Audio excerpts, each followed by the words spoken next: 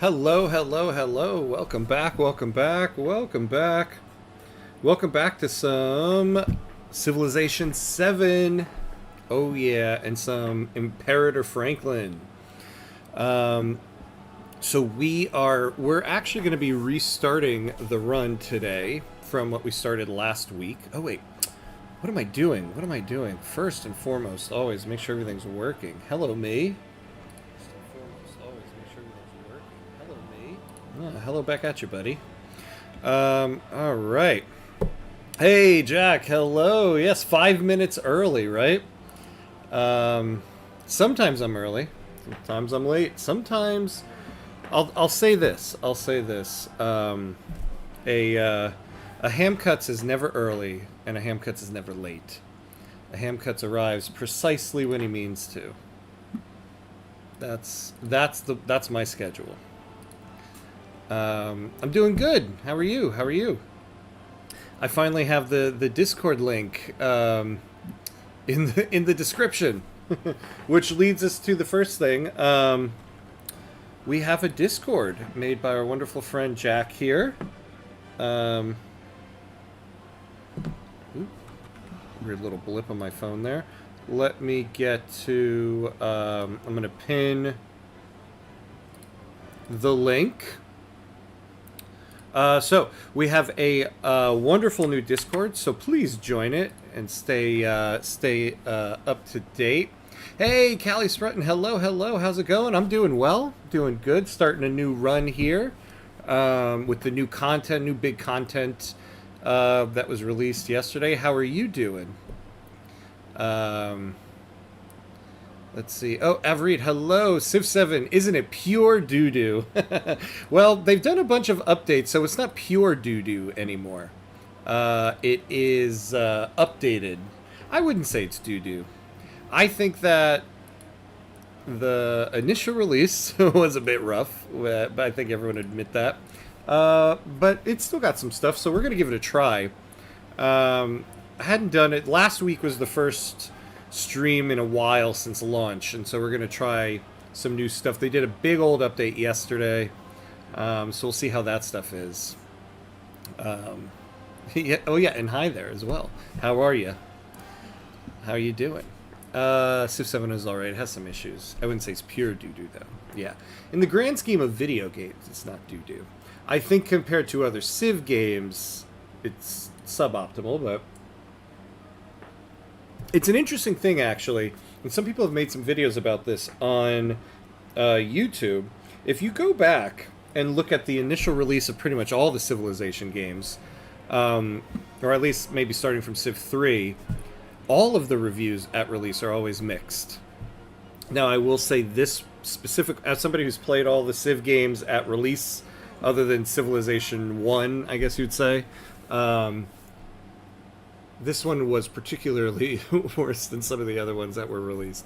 But this seems to be a general theme with Civilization games. Let's see. Not like I'm going to get it, though. I'm still hooked on Vic 3 as it is pure crack. Yeah, that is for sure. I agree with you there. I definitely am still going to be playing more Vic 3 than this. But let's get started. Let's start a new game. So we'll restart what we had going last week, so that the thumbnail and the title aren't outdated here. We'll do the complaint to Nasir and bifocals. So we're gonna get a +1 economic attribute point. The Vicky 3 player in me just wants that economic stuff. And then this is, I think, very beneficial, +50 influence after researching a tech or civic mastery. So do that. A game of strategy. Yeah, is thanks, not buddy. idle We'll start in the amusement. Antiquity Age. We cultivate foresight, We circumspection, will and be caution. Rome. Let us build a nation together. So we get +1 that we may culture know on how districts in the nations are capital built. and city centers and towns. Plus 30% production towards constructing the Colosseum. No, I'm not going to do online game speed. I actually didn't realize with online game speed we were going to get through an entire age in one episode. So I don't really want that. Maybe we'll try quick for this one. I would like it to be a little bit longer than that. The standard, though, because I feel like a game of Civ takes a little bit of time. Yeah, that's the first time I'd ever tried online. I didn't realize it was that quick. We'll try game speed quick, see how this run goes, and then, because I do feel like with Vic 3 I'd like to do various runs of Civ 7, so we'll try quick. I always do huge. Yeah, it was a little too much. Little too much. I think this is good. I think we're good here. We'll do Viceroy, because I'm not quite sure what my skill level in this is yet. Alright, let's get this going. I feel like they changed the beginning screen here a little bit, too. Because, yeah, they talk about Benjamin Franklin now, and not Rome. I find that interesting. There's a change. With your dry wit and keen mind, you challenge the injustice of foreign rule and set your inventive mind towards building a nation based on principled rationality. The first American. Benjamin Franklin, controversial. Bring your sound advice and let us ensure that the sun rises. Alright, let's go. on I also always like to turn the hex grid off. Just a personal preference of mine. Alright, so we got some pretty good starting resources here. We got horses, we got rice over here. We got some wool. So let's set our anchor down. It's probably to help with the feeling of the ages being disconnected. Yeah, shifting focus from Civ to leader. That makes a lot of sense, actually. Yeah, because that seems to be what their big focus on this update was, right? The better and easier transition between ages. So we'll see. So we'll start with the scout. Even on online, a lot of people don't use online speed. Oh, that's interesting. Yeah, I haven't done a multiplayer session in this yet. Normally just do standard or the one below, one above. Yeah, I mean, when I play offline, I like to just do standard. Play a regular old standard game. But I feel like a game of Civ, at least for me, takes longer than a game of Vicky 3. But we'll see. If there's only like ends up being like 4 episodes of this run, then the next time we do a Civ one, we'll do standard speed. The new continuity is on by... Yeah. The new one. Yeah. I saw that. I watched a couple videos of people talking about what the new stuff was. So I saw that was going to be the default setting here, which is good. I remember back in the day playing Civ 5 as a kid in the slowest speed because more realism. Yeah, good times. I know, right? Back when we had the time to spend all of our days on Civ 7. Although I hesitate because as I was saying that, I'm like, as if I don't sit here and play these games all day anyway. Let's start with animal husbandry this time. Let's get ourselves a warrior before we move on. So we got our scout. Let's start off with the search. So one of the new features is going to be the, like, automate, right? But we're not going to do that. I just want to see, yeah, automate exploration. So I want to do some purposeful exploration first, but at some point, yeah, we're going to try this, this new automated exploration. Yeah, game took forever, I bet. One More Turn did a video on the new update. He's good for Civ 7. Oh, that's right. I haven't seen his yet. I'm going to check that one out later today, then. I forget the name of the guy that I watched. Although I do help him out with his Discord, so I'm biased. No problem with that. No problem with that. So let's go out this way so we can get towards these two resources. Alright, so we'll build ourselves... Oh yeah, always worth just kind of zooming in here. So we've got ourselves a woodcutter. Alright, let's send our scout out this way. It looks like we might reach the ocean somewhere. What do we have here? Cowlin. Okay.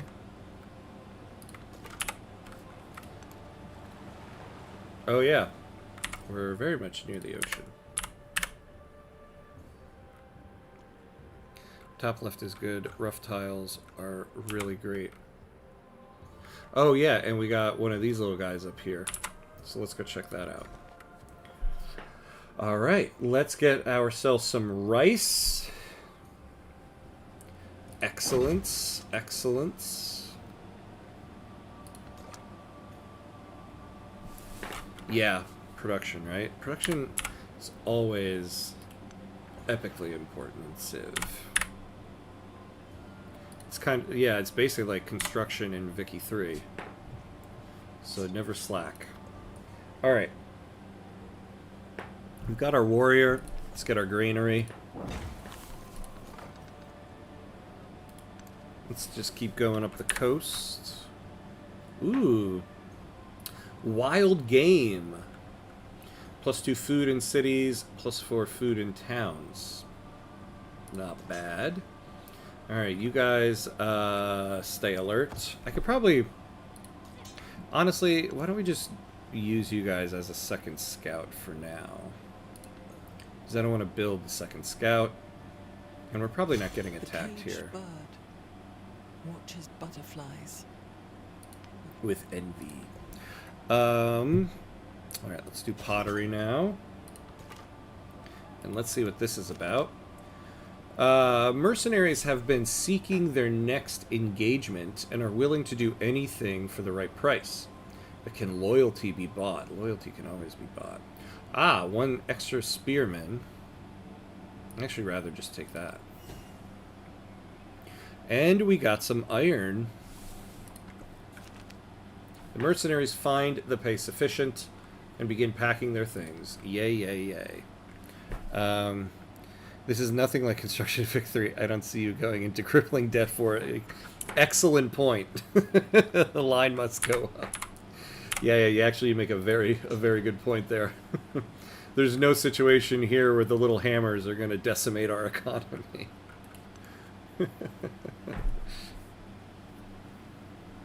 Rough tiles with mines plus pottery is very good. And then down that research line, you get mega buff mines.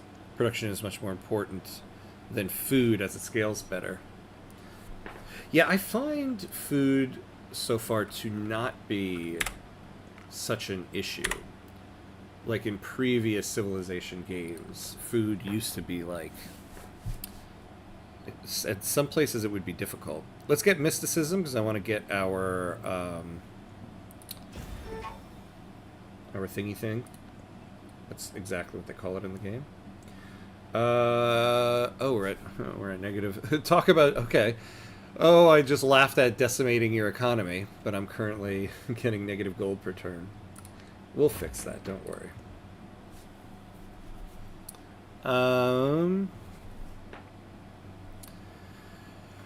It pains me, the Classical Republic is not the best thing to have.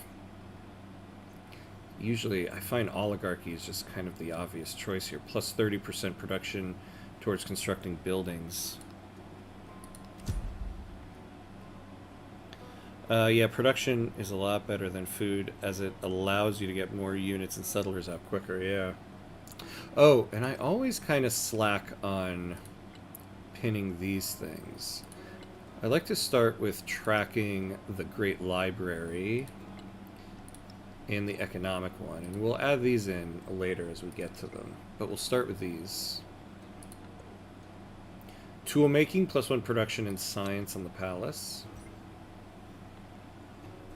I'm guessing as Rome, you were doing a culture run.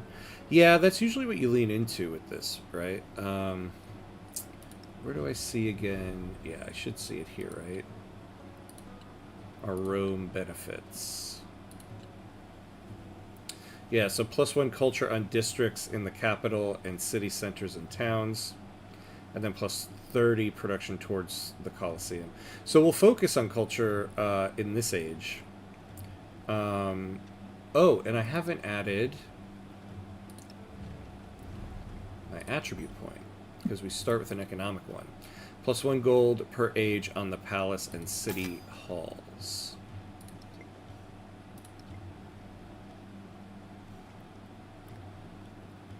Yeah, culture or military.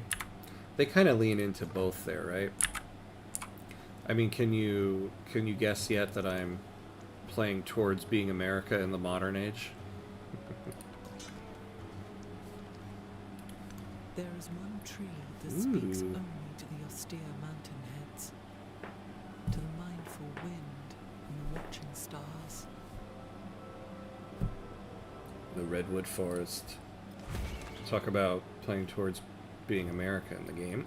And we got some ivory over here. Alright, so let's have you go down a little bit.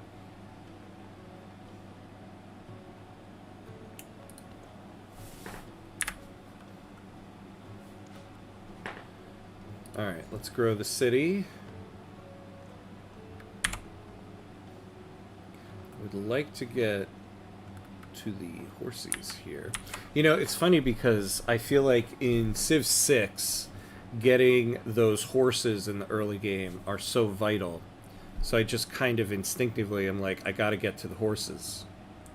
But their benefit here is nice, but it's not vital anymore. So let's do something to add some construction. So we'll add in some woodcutters. Yeah, the yield icons. I know, I've seen that many people do that. I don't know, I just, visually, I find it very unappealing. It's the same thing with the hex grid. I just feel like I'll look around and see what I got. I don't know, visually there's something about having all the icons all over the place that, to me, it drowns them out. And so instead of alerting me to the yields, I just kind of don't see them anymore. But I get why people turn them on. It makes sense. I'm recognizing it makes sense, but I just can't. I don't know why. Oh, hello there, Holy Hedgehog. Hello, hello. Welcome in, welcome in. Horses aren't really very good for you right now. Yeah. Yeah, I mean, we don't even have any cavalry, so. Oh, we got some gold here. Ooh, yeah, we definitely want to get that. Generally, you want to lean into one method of production, depending on your surroundings, so either mines or wood cutting. Why so? Economy of scale? Yeah, where's my economy of scale here, right? What's the point if I don't get my throughput bonuses? Okay, so we got some clay here.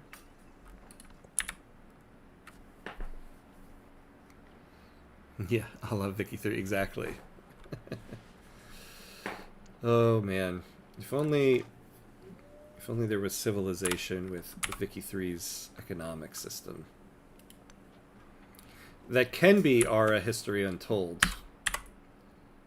Maybe when they release a couple more updates on that one with the new owner of it. Someday I'll do a stream of that. Oh, we got something over here. Let's go take a look at that. Alright, let's keep going north, see what we got here.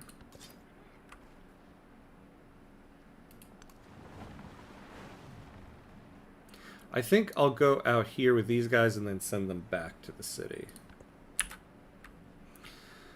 We don't seem to have any independent cities around us yet.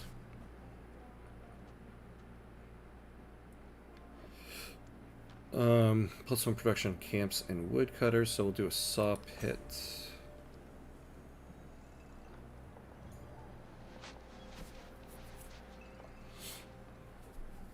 Yeah, we'll do it right here. I'm still very unsure our history untold will last. There was a time where I thought that too. I feel like this new company taking it over is a good sign, because I feel like if you're gonna take something, you have plans for it. And I think that I don't know if it's released already or if it's coming, but there's some type of DLC coming out for it. So I think that there's a reinvigorated short-term life to it at the moment. Are made of clay. I find it interesting, though, literally nobody streams it. I don't know if that means I should try streaming it, or if there's a reason. Probably the latter. Let's do... Oh, let's do some writing. Actually, I forgot. Yeah, we need to do that. As you went to urban sprawl... Oh, wait. So went to urban sprawl to the 2 resources. Yeah. Oh, yeah.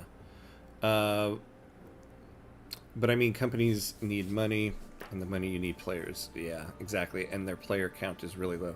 Their player count, I feel like, is like almost 0. That's the problem. How do you like the new Civ? I bought it for myself yesterday, and something made me sad that now 3 epochs and a large number of achievements of the coming era are simply disappearing. I find it hard to talk about how I feel about the game, because I feel like there's never going to be... I love Civilization so much that even this one, I don't mind it. But that's total... I'm kind of recognizing that that's kind of a bias, right? Like, if this was just called something something not Civilization, would I continue it? I don't know. Let's see. A hunter has crafted an ingenious new portable trap. Techniques this elegant are sure to spread fast. Honestly, for me, I feel like I'm just really not into the Civ changing, you know, and the splitting up into three eras. I don't mind how they did it in Civ VI, but for me, it's really just that. The rest of the game, the map is great. Some of the other stuff, the way resources are handled, I don't really care for as much. But for me, the biggest thing is that element of, like, the Civ switching. I'm just not... I was like, oh, that's kind of interesting. Let me give it a try. And it still just has not grown on me. Locals claim that in this glade, objects roll towards the center, regardless of the slope.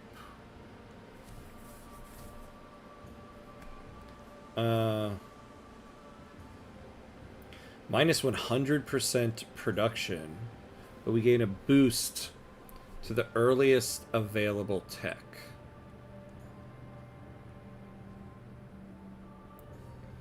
Let's take it and see how it plays out for us. Sailing, okay. The game currently has 73 players, which is around 73. Oh my god. Yikes. The oddity is an illusion, but thinkers have begun to experiment with perspective. I like the Civ switching, as it allows me to change my goals per age and play really dynamically, depending on the situation I'm in. I also like how the bonuses for my Civs are relevant through the entire game. Yeah, I mean, there's things to be said about it. It's definitely different, right? It adds a different element to the game. I guess I wish I liked it more. I just haven't gotten to a point where I do. Alright, let's get some more over here. So yeah, I think we're all done up here. We'll get that last bit of map. Not gonna lie, I have heard that this game is pure doo-doo, and I've paid zero attention to it ever since, so I don't know anything about it. But I guess this game has the issue of competing against Civ VI, which is generally fun. So maybe that's why people see this game as bad. I don't know, just spitballing here. Yeah, I mean, the game generally got absolutely horrible reviews when it came out, right? And I think so. Also, I think part of that plays into the fact that the wait between Civ 6 and Civ 7 was the longest they've ever taken between Civs. It was about 9 years. So there was a lot of anticipation for this release, and it just kind of fell flat. So there is that. I think that they changed the core nature of the game for me, because, and this is to me going towards the issue of Civ switching, is that part of what made this game fun was starting any civilization, you know, like the American civilization or the English civilization or whatever, from like 3000 BC, BCE or whatever, and then just like progressing from there and seeing your one civilization go through time like that until you get to the modern age.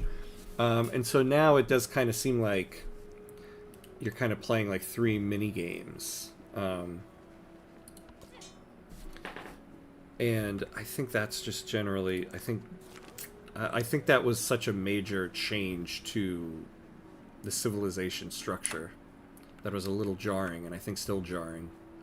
Players use long sticks to whip a wicker ball across a grassy field.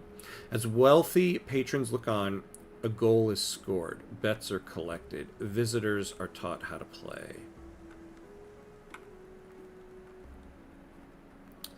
Yeah, let's take that. I honestly don't like Civ 6 very much. I mean, it was fine, but I hated the war in Civ 6. Having to micro every unit was really annoying. Yeah, part of the reason why I'm still kind of holding judgment on this one is that when Civ 6 first released, I also was kind of iffy about it. The whole switch to like that animated visual style, I wasn't very into at the beginning. So it took some time, but it grew on me. There's a lot of really cool stuff in Civ 6.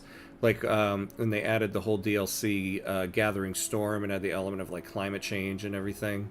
I thought that was really cool. And I enjoyed that a lot.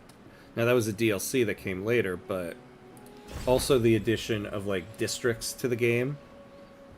I thought that was really cool.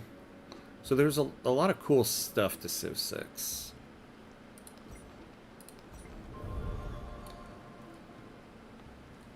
Same thing with Civ 5 came out. I feel like people were kind of iffy about it. And now a lot of people consider that like one of the best Civs that have been made. Let's take the charismatic leader. Oh, and choose a pantheon. But the counter argument to that is a majority of players didn't even finish games in Civ 6. Yeah. And yeah, I have to say there are very few games I ever finished in Civ 6. So something wasn't engaging about Civ 6 to get people to finish the game either.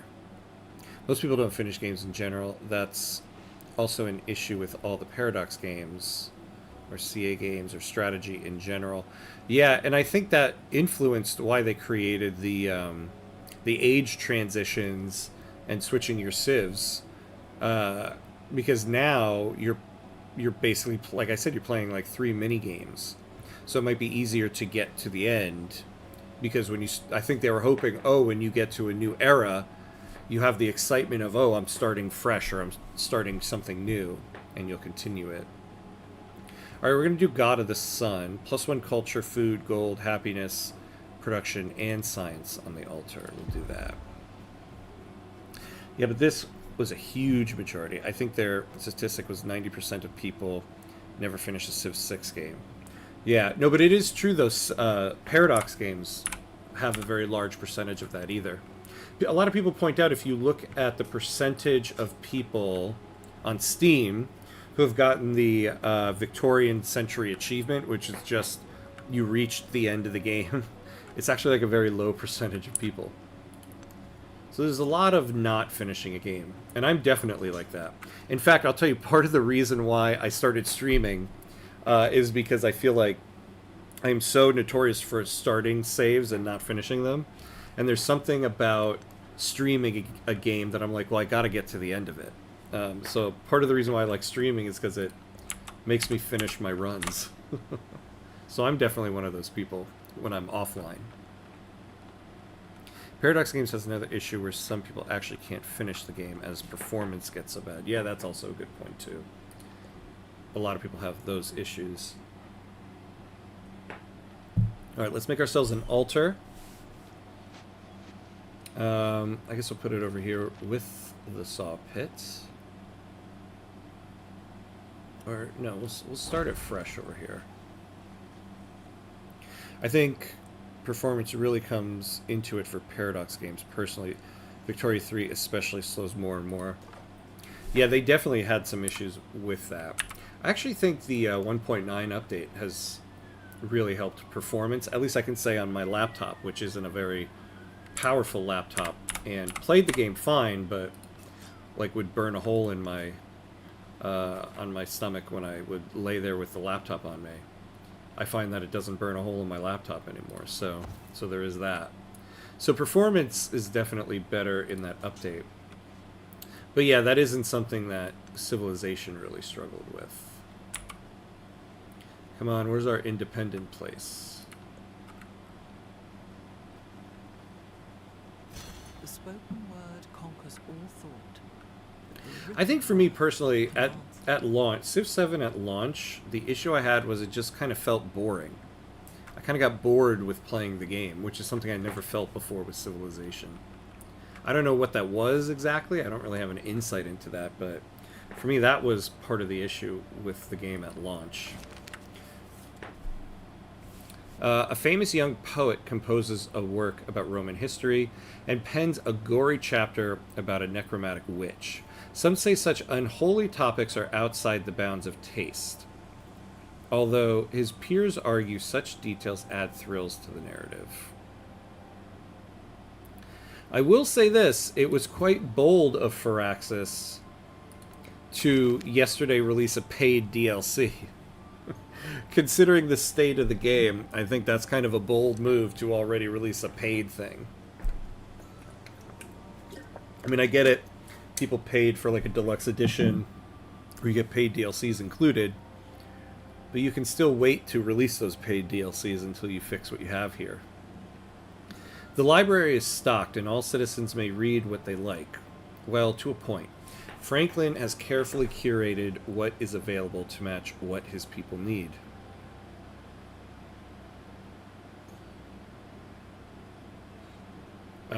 Let's build the garden. A lot of strategy games are won multiple turns, hours before the actual victory, and people get bored of that part, I think. As a Total War player, the last 30 to 40 turns of a campaign is just a slog until the inevitable victory. Yeah, I've never played Total War. I gotta check that out. But, I mean, I know what you're saying, right? Like, especially, like, in earlier Civ games, like, you kind of knew by a certain point if you were going to catch up to people and get the victory conditions. Though I would argue, you know, in the Civ games that I finished, even if I didn't win, a lot of times just the RP aspect would make me keep going. To just see it through to the end. I don't know what the insight on that is as to why I don't feel that sometimes with this.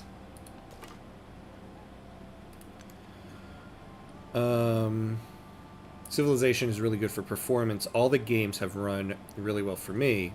For me, I just had to go into Civ 7 with a different mindset to the other games, and I ended up putting 100 hours into it. Yeah. Well, they had to release the DLC. They didn't really have much of a choice. They promised a date. Oh, I didn't realize there was a date promised. And Steam's new policy is that if it's delayed any more than 3 months past the original date, people get refunded. I did not know that. Interesting. So one, yeah, I didn't know that they had promised a date. I thought it was just like when the first DLC is released, you get it. So that makes sense. And that's a very interesting policy of Steam. I did not know that. So yeah, in light of that, Makes a lot more sense. Alright. Let's befriend this city. Get that started. Are these guys fighting us? It looks like it.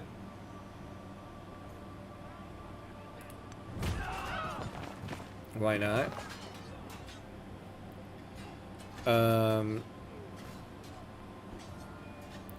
Yes, Ben Franklin, Roman co-counsel, has invented the printer in 3320 BCE. Right? There's some RP for you right there. Total War games are pretty good. I like them. Yeah, I gotta try them out. I wish there was a way to rent games like there used to be in life. Since you're a Paradox player, if you want to give Total War a go at some point, I'd recommend 3 Kingdoms as a starting point. Okay, cool, good. Yeah, I'll take a recommendation, because that's part of the other thing with Total War. Like, when you look at it on Steam, there's like a million of them, and I do kind of feel that, of like, where do I start? So good to know. They promised the DLC content would be rolled out for Founders Edition owners every month from April to September. Oh, so they already delayed it a few months by making it July to September. Interesting. Oh, the diplomacy in that game is a chef's kiss. Well, I certainly am sold by that. Any type of cool diplomacy always is something I am into. Alright, let's get closer to our little horsey horses. And then we'll start going down this way. I'd like to get to this gold.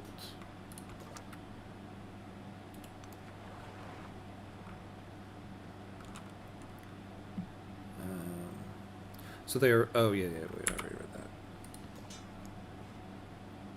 Alright, let's let you guys rest for a little bit. Still haven't met another Civ. You can put game recommendations in the Discord, by the way. We have a channel for it. Yeah, there you go. Good idea. Put a game rec in there. I saw you added Age of Wonders 4. Of course. Very, very perfect. I gotta try that. I gotta try that one out. Again, I wish there's a way to try games. I mean, I guess you could do the whole thing, like, buy it, play it for less than, like, 2 hours, what it is, or whatever it is on Steam, and then ask for the refund if you want. That seems like a lot. Alright, let's put our library in with our altar. We should probably go settle a town pretty quickly, or at some point here. Age of Wonders 4 is a gigabanger. I like that term. It's a gigabanger. I'm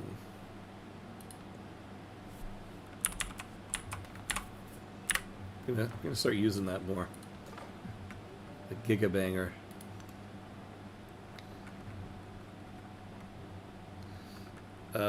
It's not the best. If not the best. As long as you like fantasy, yeah. Speaking of fantasy, eventually when I start that one stream date where I just do random DLCs, I need to try that Realms of Ether DLC mod for Vicky 3 with the whole fantasy aspect. For classic 4X, as in the focus is 100% throwing hands, I think it's the best. Public meetings.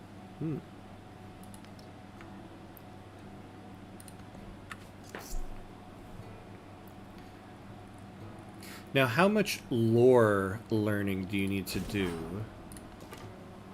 for Age of Wonders? Since it's fantasy, so that's the thing I always feel like with like fantasy games, I want to know the lore a little bit to know what I'm doing. The way it zooms into the field and you can do turn-based combat is amazing. The earth water, the water plants. Alright, the poet's expressive historical work on Roman history now includes a sequence in which an army is graphically murdered by a diverse population of lethal snakes. The public is divided as to whether or not his catalog of serpents is biologically accurate. All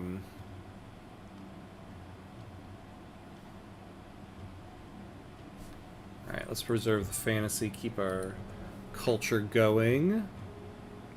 Let's get sailing. So we can do that.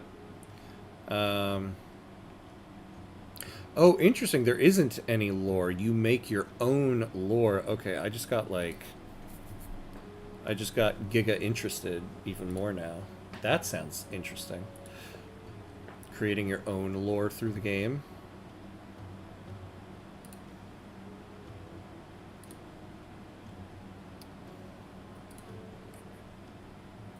Let's see here.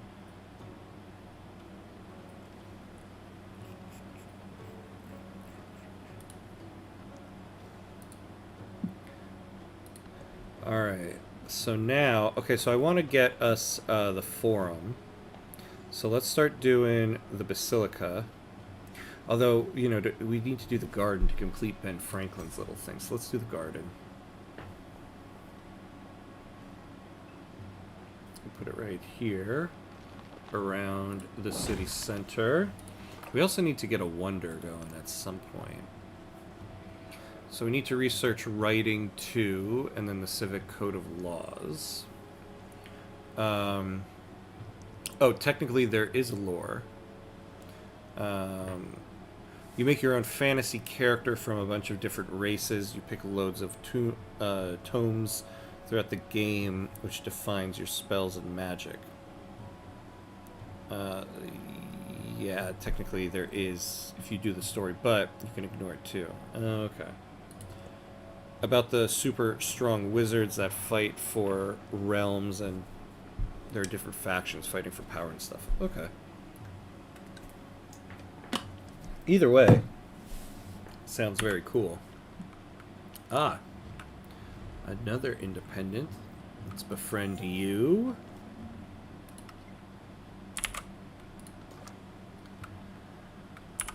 We're not going to be able to get around you, huh? Alright, well, let's try to find our way around here.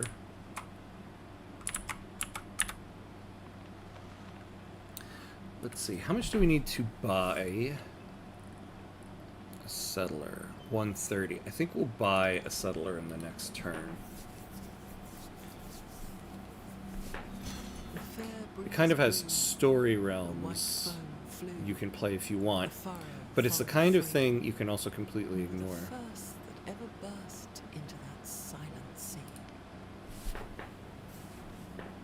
Well, if I could use my damn vanilla gift card I got from my brother for my birthday on Steam there, then I'd just go ahead and buy it. I'll probably end up just buying it anyway, but pisses me off that I can't do that. Oh, the rulers of Rajagri are being... So who's luring you away?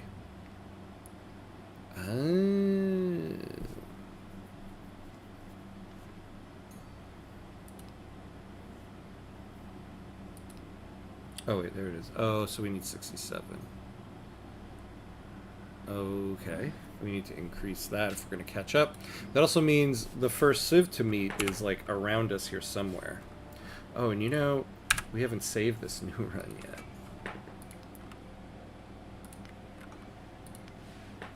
Let's save. Alright,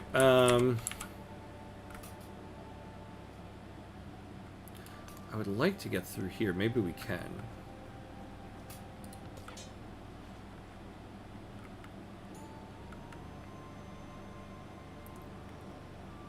Man, I don't want to have to keep fighting people here. Let's just get this guy back up there. And we haven't gotten to 130. You know, we need to increase the amount of gold we're taking in here. It is easier to find men who will volunteer to die than to find those who are willing to endure pain with patience. So we can get 5% production towards military units in the capital for every town. Yeah, but we don't want to switch any of these things. Alright, so we need to research... What was it? Code of Laws. What's our prerequisite for that?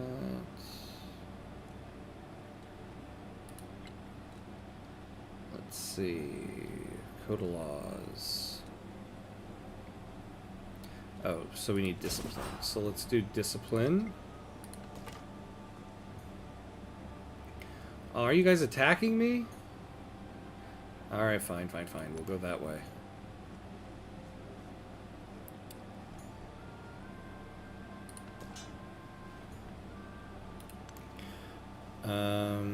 It should be said that Age of Wonders 4 doesn't have the most amazing balance. You can definitely get some insane buffs and dominate the AI.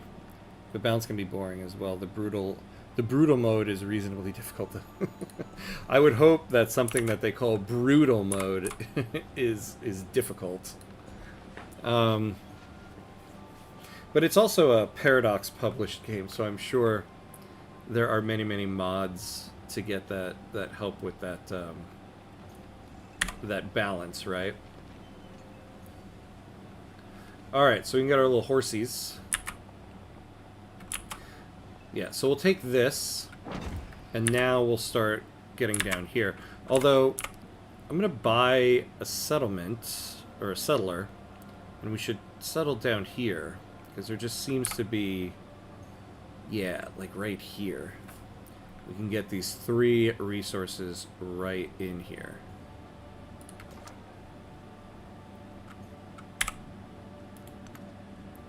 Oh boy, we need to move inland and then rest up.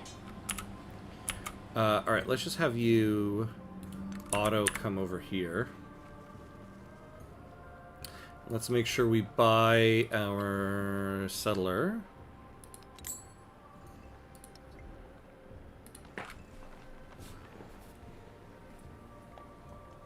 The spoken word conquers all thought, but the written word commands it. Sounds good. Franklin citizens wander the garden, finding beauty and knowledge amidst the lush leaves and exquisite flowers. Alright, so now we can start doing the forums. Let's build the basilica. We need to build it on a new spot, since we need to put both units there, so let's put it right here.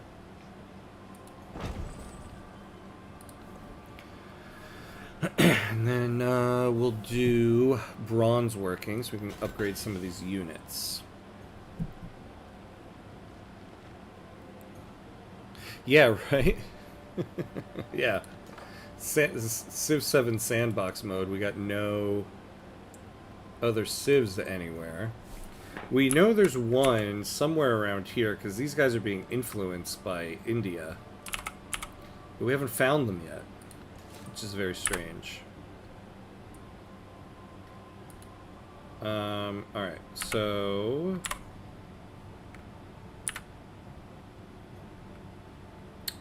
Ooh, we got an active volcano right there. So let's head down that way. Ooh, damn, I thought these guys were closer. Yeah, you head down with them. And you just head towards the capital.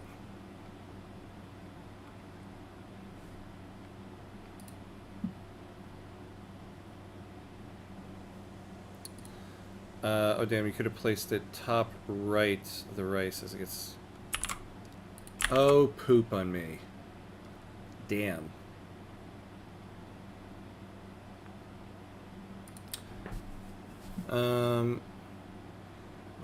I could probably change it, though.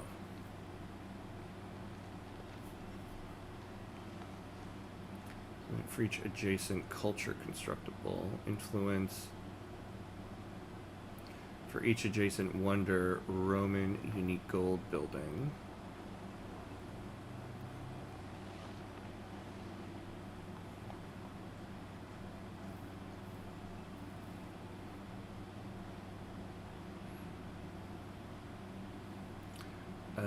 I see, I see. Well, let's change it.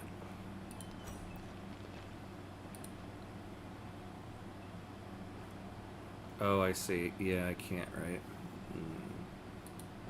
Alright. Well, life's regrets. Yeah, it's my culture building. Oh my god. Leave our poor little scouty man alone. Alright, how are we doing with these guys? Oh, you know what? We can start increasing our influence here, though I don't think we're going to catch them. But I got nowhere else to use them at the moment, so...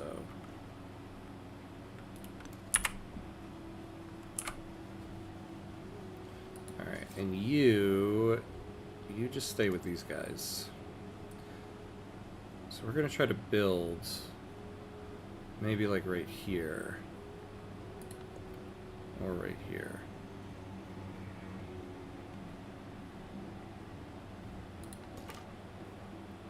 Yeah, it doesn't matter. I thought it was an only gold building. So it doesn't get adjacency bonuses from the water as it's the culture building, yeah. Okay, this guy's friendly, so let's rest our scout while we can.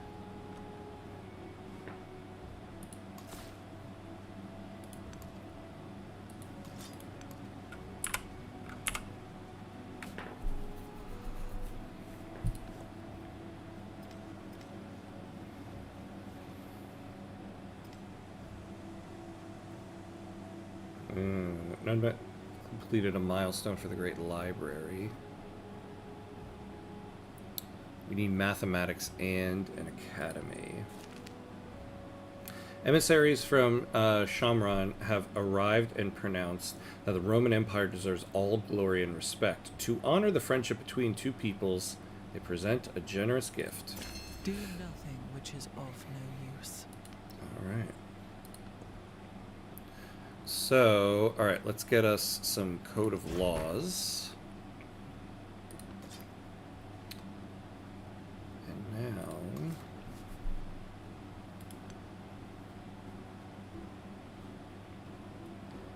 So... I feel like this would be like the best place for us.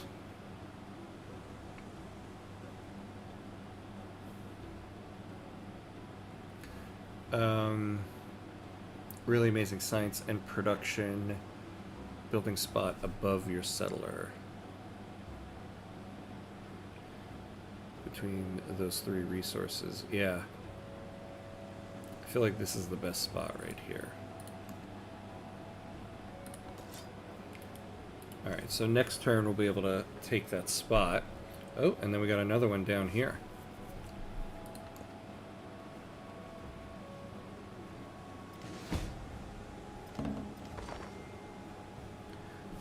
Damn it. Somebody killed our scout. We're gonna need to get another one.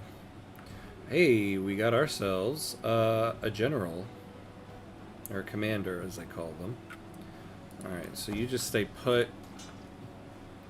You join up.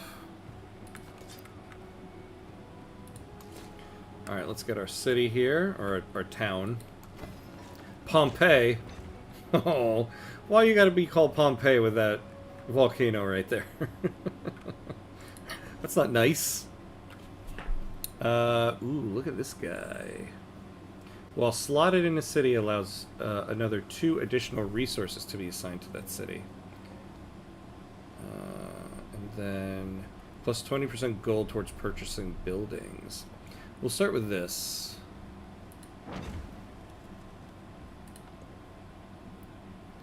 Yes. So while slotted in, it allows an additional 2 additional resources. Look at that. And then when we do our Silk Roads thing, we'll be able to really slot a bunch of stuff in. Alright, so now you stay frosty over there.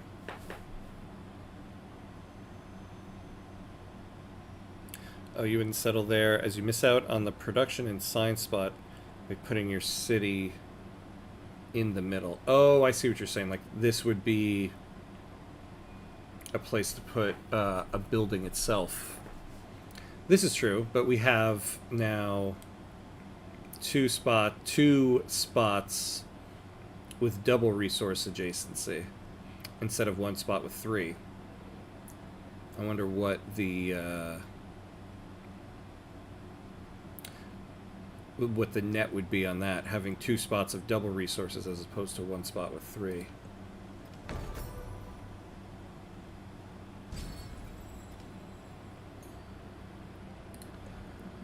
Okay. I think we're kind of okay with food. Well, actually, let's take a look.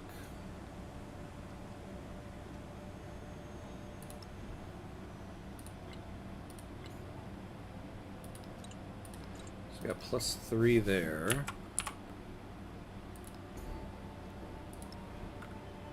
+23 here. Yeah, let's take the production.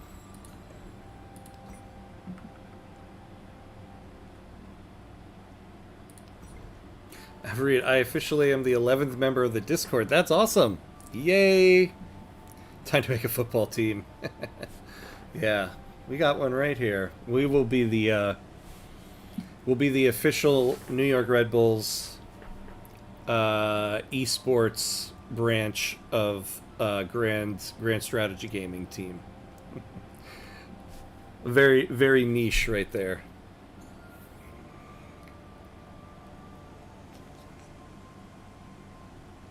Training an infantry unit grants culture equal to... Yeah, we'll take that one. Oh, wait. But you would have had a double resource adjacency and a triple... Oh, yeah, you're right. We still would have had... Yeah, if we had put the settlement... Good point. Good point. Also remember, you get stuff from resources when you don't assign them. Oh, do you? Okay, I did not know that. So if they're unassigned, can you unassign one? I just want to see what it would do.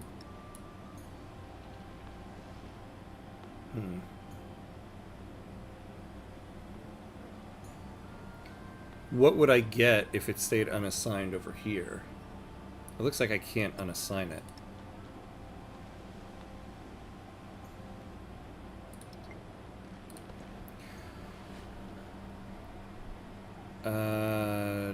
Oh yeah, the Temple of Jupiter. Let's do that. Right on the Basilica. Low happiness. Oh. Pompeii. Okay. Well, we're working on it, guys. We're working on it. Oh. Alright, so we're a little over an hour, so we should take a quick break. Get some more water, go to the bathroom, and then I will be right back.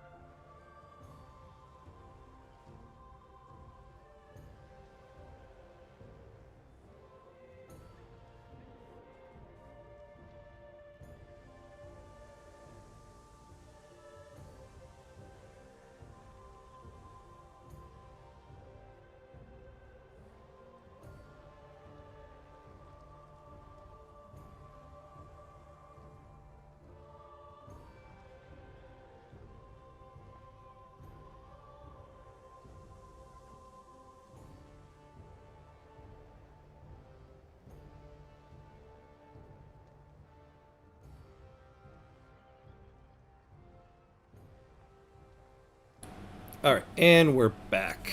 And we're back. Oh.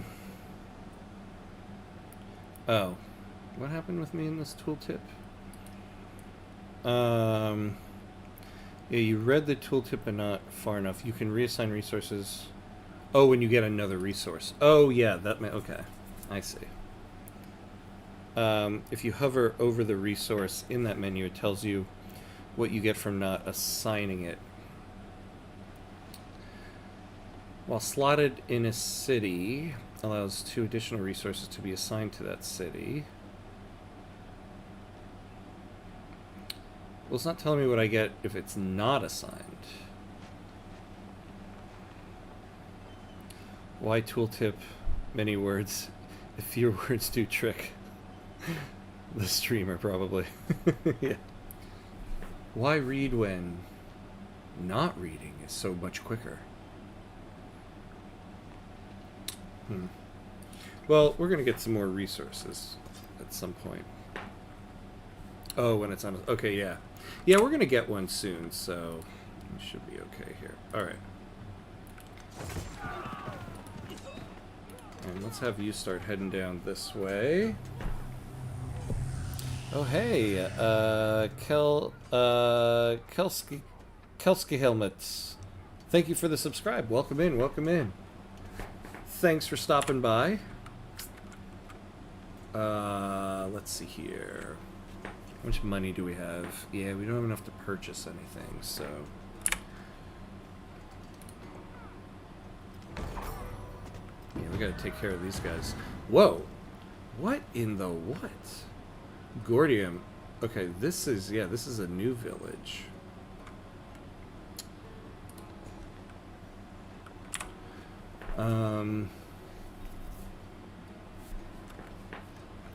So, let's, I want to get down over here. So let's start heading down this way.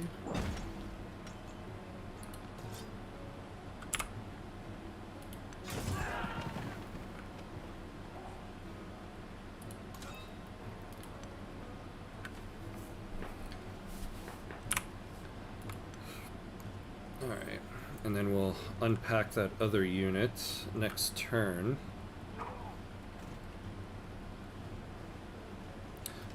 You did hover over it and read the tooltip when it was unassigned. Oh, when it was unassigned. Oh, I see. But you didn't read it far enough. I see what happened now. Okay. Oh, hello, DSN RSTC, yeah. Welcome in, welcome in. Thanks for joining. Thanks for joining in. Welcome, welcome. Emissaries from Gordium have arrived and pronounced that Roman Empire deserves all glory and respect. To honor the friendship between two peoples, they present a generous gift. These horrors and his spirit stir. Yeah, but we are not their suzerain.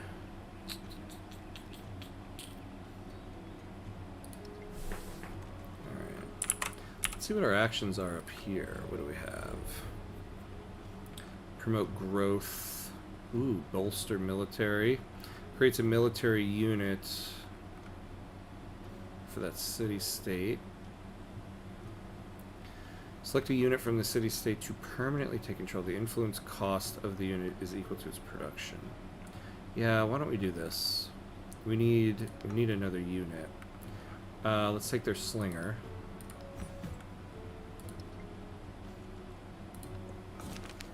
As Rome grows, so too does the notion of Roman identity. An influx of new visitors rapidly changes the fabric of the city, and people can't always agree on what it means to be Roman. Yeah, let's do this. We could use a little bit more happiness at the moment.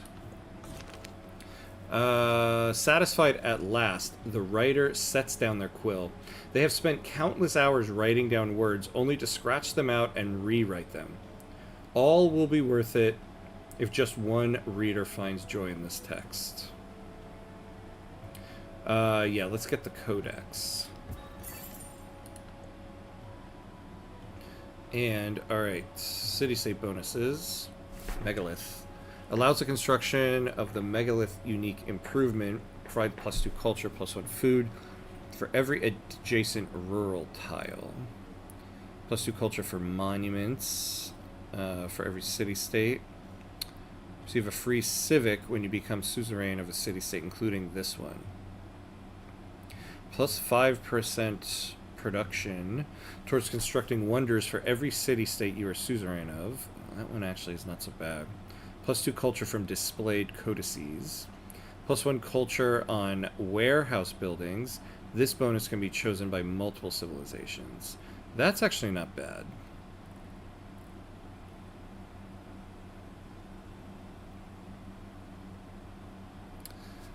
The megalith isn't bad either.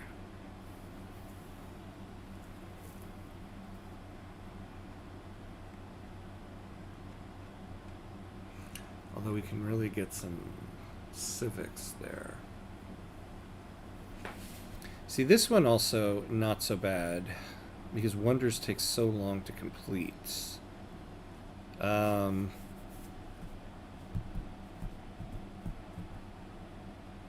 But +1 culture on warehouse buildings. Now, I'd like to get the production towards wonders. I think in the long run this will help us. Because there is the... I forget which one ends up being that we need to... Oh yeah, culture.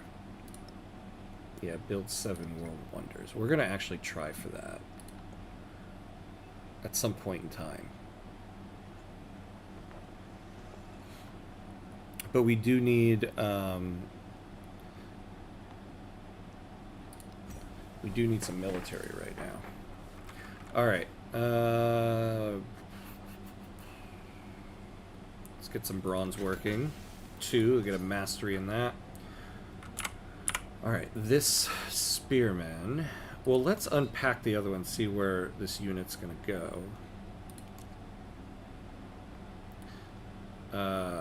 Actually, yeah, you go here, get rid of that guy.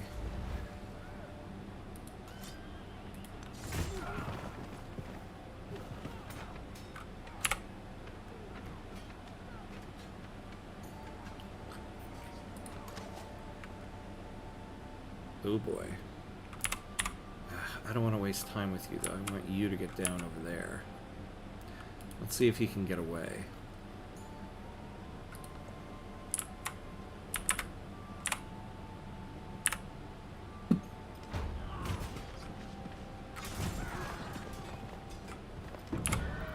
Man. This independent city has given us the business. Oh, we finally met somebody. Genghis Khan.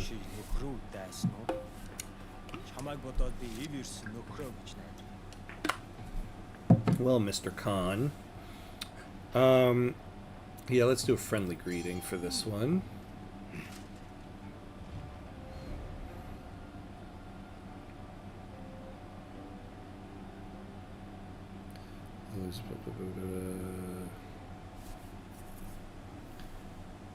Let's do the research collaboration. He supports it. Honestly, let's just do both. We have the influence right now. Alright. Alright, we can grow the city. +2 food, +2 production. +20% gold towards purchasing buildings. Yeah, we'll do that. Get us that gold mine. Genghis Khan was added yesterday. Yeah, I know. That's one of the new ones. It's just kind of funny. He's always like just a standard person for civilization. Yeah. Defensive settlement. I know. Actually, how much will it cost us to get one? Yeah, that's what I thought. Little too much. Alright, you're gonna retreat back in there. Actually, I should have said that guy.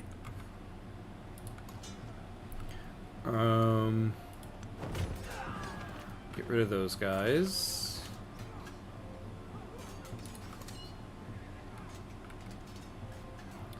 Yeah, we don't have any promotions, so...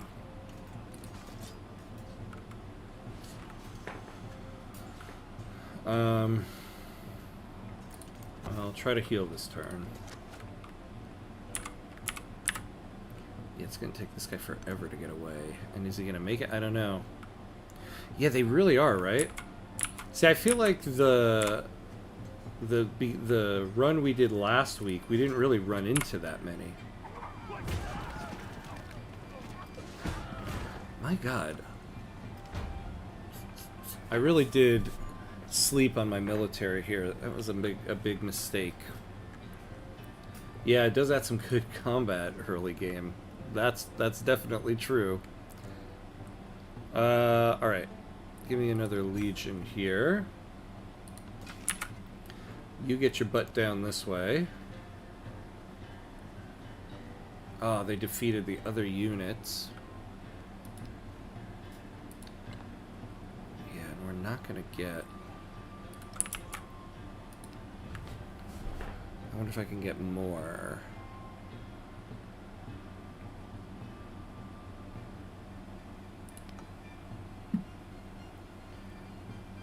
Yeah, give us that guy. Damn, yeah, they're gonna kill this guy before he even gets to us.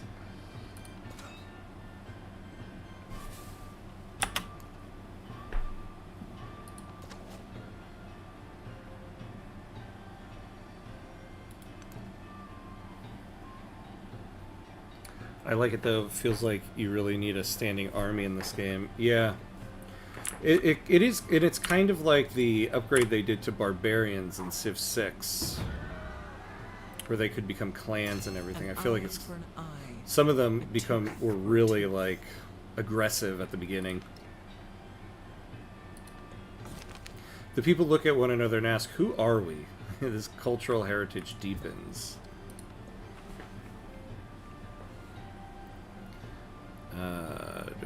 Yeah, we'll take tactics here. A leader attribute, cultural. +1 culture per age on the palace and city halls. We'll take it. Whereas in Civ 6, you can kind of sleep on your military till you go to war. Yeah, I feel like though near the end of Civ 6's life, well, I mean actually it's still going right now, but the barbarian clans, when you got to higher skill levels, they would really become aggressive. At least in some instances. Alright, you head this way. Ooh. This guy's actually going to get away. Alright, head down there. Although now he's going to have to rest for a while.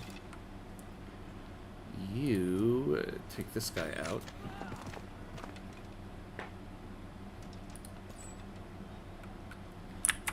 A merchant.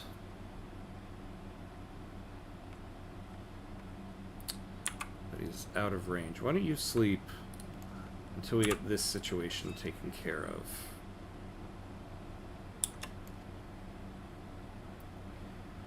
Yeah, we don't have that unit anymore.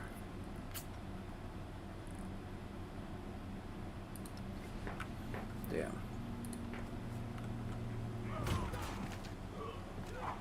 Yeah, we're gonna lose Pompeii.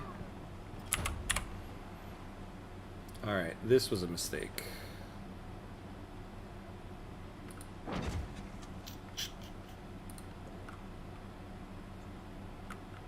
Oh, we lost... Yeah, we lost the camels. So, let's see what happens. Oh, yield bonuses when unassigned. +1 gold. +1 happiness.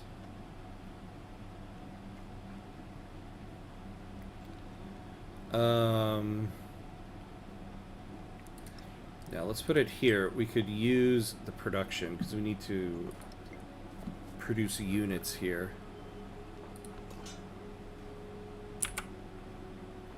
Yeah, so we're gonna send this guy down this way and come down here.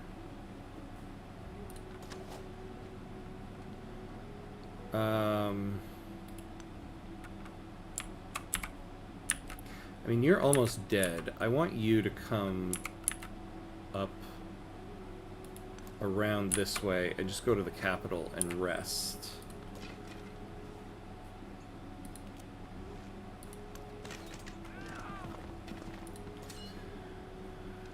I better get this guy out of the city.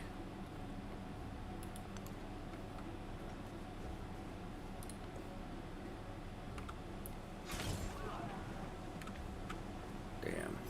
He heard these horrors and his spirit stirred, and spurred to action. Alright, good, He there we sheathed go. his skin in burnished bronze. Yeah, independent power. This one down here really hitting me hard. When I get my military up, I'm going to take vengeance. I can tell you that much. Yeah, let's get masonry so that we get some walls going eventually here. Alright, just keep giving me the legions here. You come down this way. Oh, hello.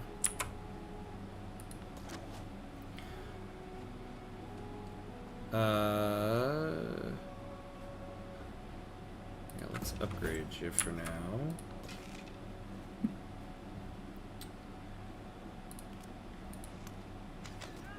Damn, didn't take him completely out.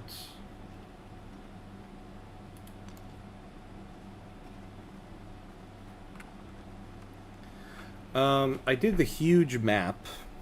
I realize though I don't think I actually specified the number of civs. I should have. I usually like to do huge map with the max number of civs, just to keep like a kind of diverse game. But I don't think I selected the actual number. All right, let's get ourselves that bonus.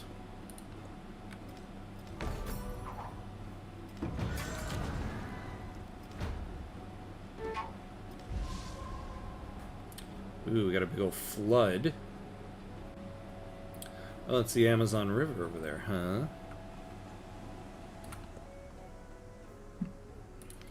Yeah. Oh, my settlement's under attack?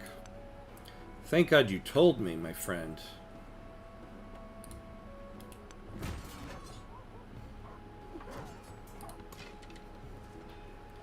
Alright, and you take that guy out. Alright. So we got 1 point here. +2 combat strength for land units within the command radius when defending. Yeah, let's do that. Yeah, it might be why the independent powers are hitting you so hard. If there's only a couple of you on this continent, the independent powers don't have much choice on who to attack. Yeah. Yeah, I should have looked at that. Damn. Alright, you stay there for now. Alright, we got a spearman here. Defend the city. Alright. Why don't you just rest up here?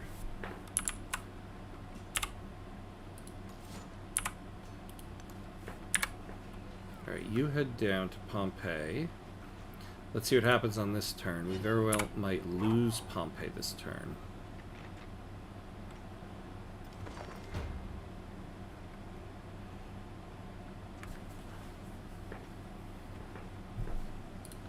Or maybe not.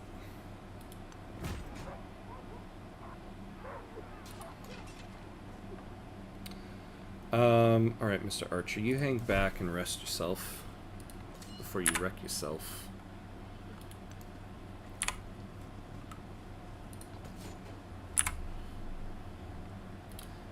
Let's see. You go down here. You hopefully can take this guy out. Hopefully he doesn't move all the way up there. No. Cancel your orders. Damn. I don't have another unit to move into there. We'll see what happens. He was All right. the first to construct a wall. Alright, let's grow the city.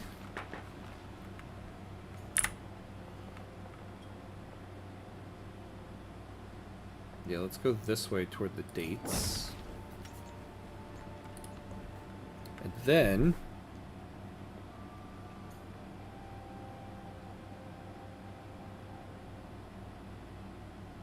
yeah, let's do the wheel.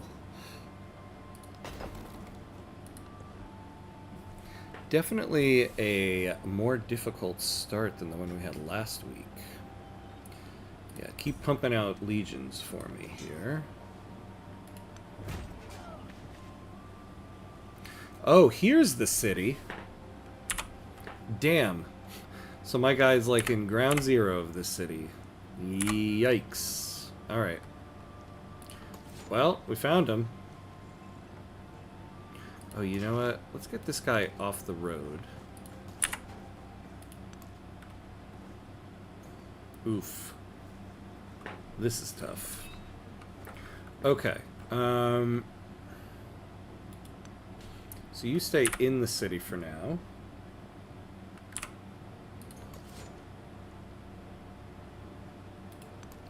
You go down here, take care of that guy. Let's see, let's see.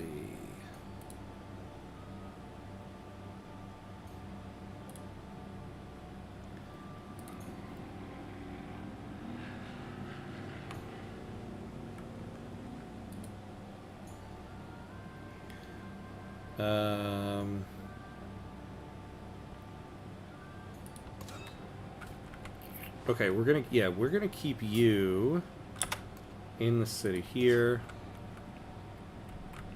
This spearman, so you can take care of them. Let's have you rest while we wait for this barrage of scoundrels to come down.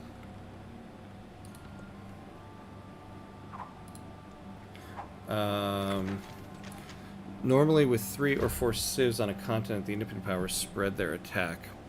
But with just 2 of you, yeah, it's all in. And I don't even know where... Oops. Genghis Khan or Ashoka are. Oh, here we go. Genghis Khan's down here. Yeah, so I'm like the closest one to them here. So that's probably what happened there. Oh, God, this guy. You know what? Instead of losing you, just head back this way. We'll take the long way around. It's better than losing the unit. You continue to rest. So... Age of Wonders 4 combat is kind of like Civ combat, like you were doing right now. Oh, okay. Yeah, see, I don't mind that type of combat. I mean, I guess I'm used to it. We're all used to it, right? From Civ. So it's something that makes sense and is familiar. So that's nice.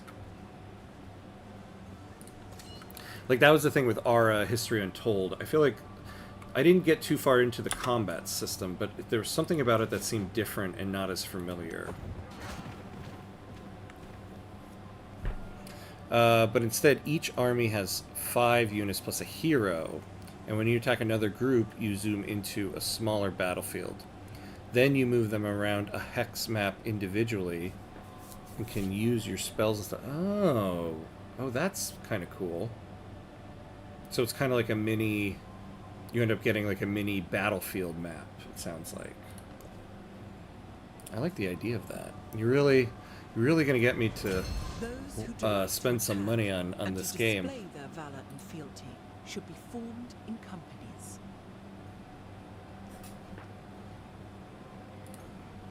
Alright. Oh my god. Oh my god, we got another village coming at us. Pompeii, man. Pompeii is getting Pompeii'd. And but in this timeline, it's not the volcano. Okay.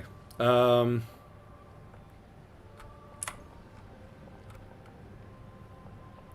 they need some happiness. Let's go up that way.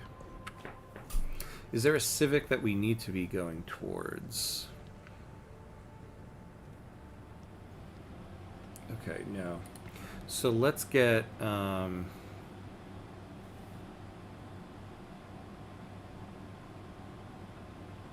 maybe that. +3 combat strength against independent powers. Yeah, sounds like that's what we need. Yeah, you get like a battlefield map. Then it's like normal turn-based combat, but obviously Your spells and units have some crazy abilities. I like it.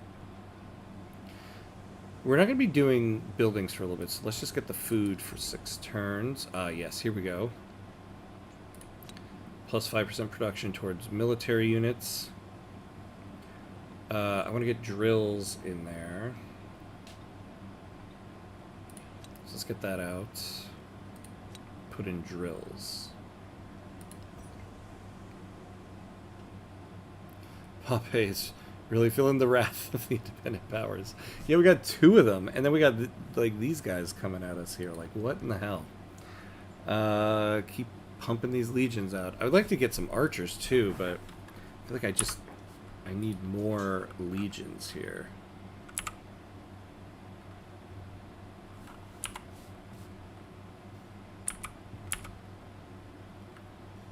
Oh yeah, why don't we cut across here? Yeah, you go over here.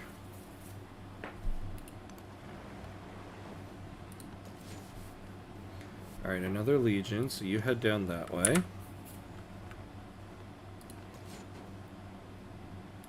You head over here.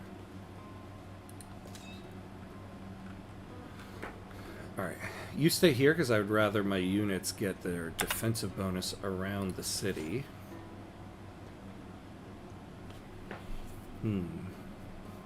Yeah, why don't we try to cut them off right here?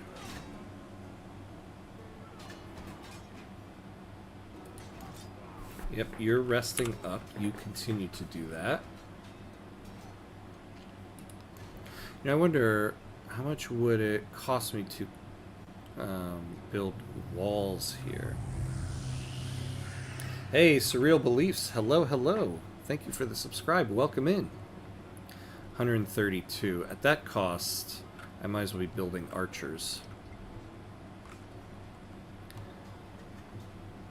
It's cool because some battles can be harder than others, but because you move in and actively do the battle, you can really influence the outcome of the battle. There's also an auto combat as well, but it's amazing because if the auto combat fails, you can retry in manual combat. That's interesting. Auto combat. Huh. I mean, it sounds like you might as well do that if you get to do a retry. Alright, who do we got here? Oh, finally. Shoka.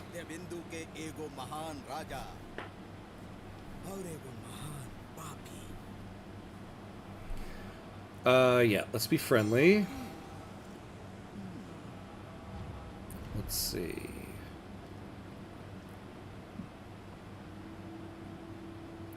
Let's improve trade relations.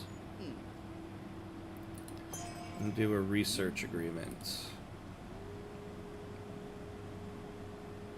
Yeah, exactly. All Pompeii needs right now is this volcano to just go haywire. Unbelievable. Alright, you go down here. We are starting to get a few more forces built up here. Alright, take these guys out.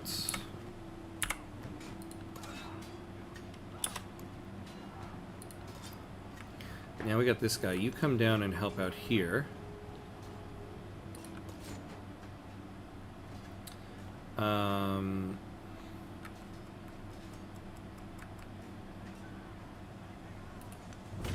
let's take this.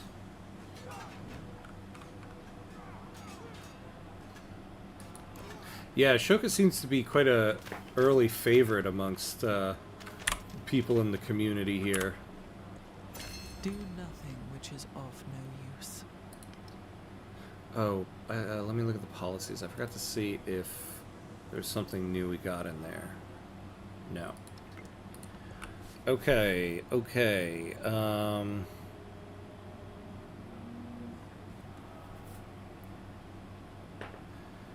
Maybe that's public life. Maybe. You know, since we're gonna, yeah, maybe we do this because we're gonna be building a whole bunch of units, getting -1 maintenance on the units might be good.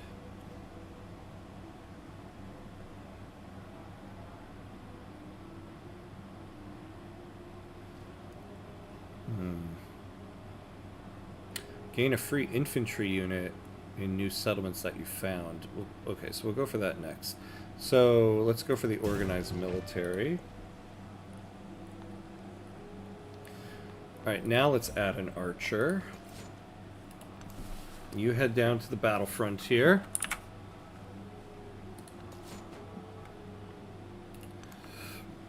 You go this way. Alright, so you're hurting. So maybe we just finish the job off here.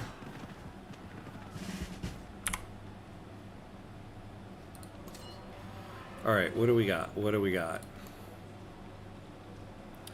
Land units within the command radius complete fortifications 1 turn faster. +2 combat strength for land units stationed on a district within the command units.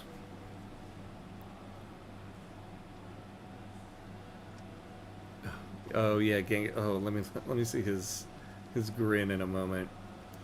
Units can move after unpacking. That one is always really good.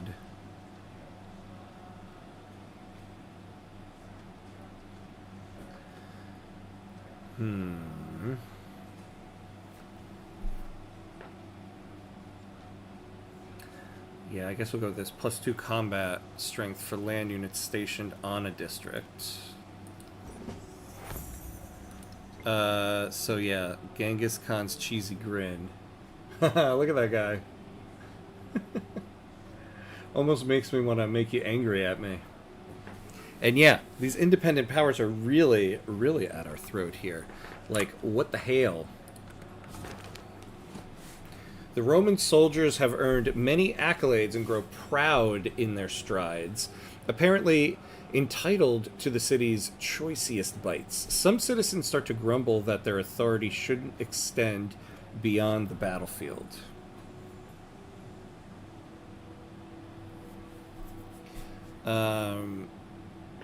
Yeah, let's get the science. Alright, so you stay... Well... Actually, no. We might move down this way to get these guys into the battle radius. So you take this archer.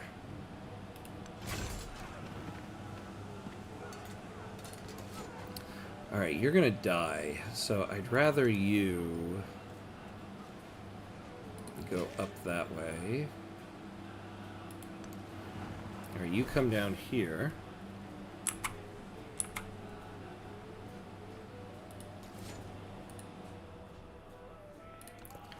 Alright, let's see what happens now.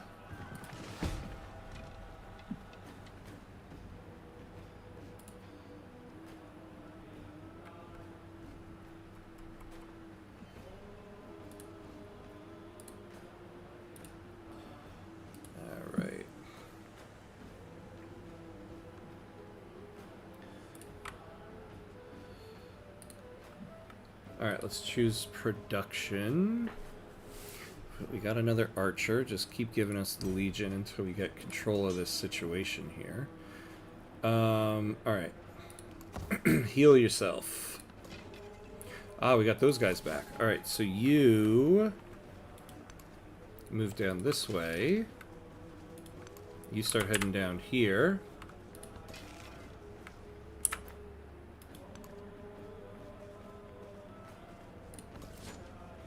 Take this guy out.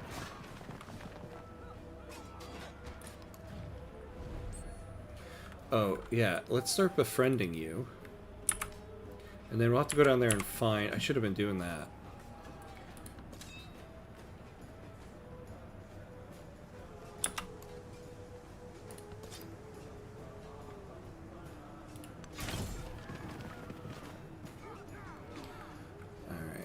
I haven't seen the independent powers be this brutal in a long time. I wonder if there was something with the update. I wonder if they tweaked a little bit of their aggression.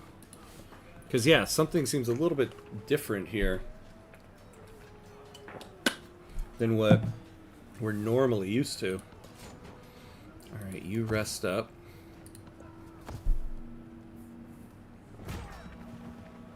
Well, once I can get these guys befriended, they'll Even stop a attacking great me. carpenter does not abandon his string. Because we're getting attacked by 2. How long is this going to take? 19.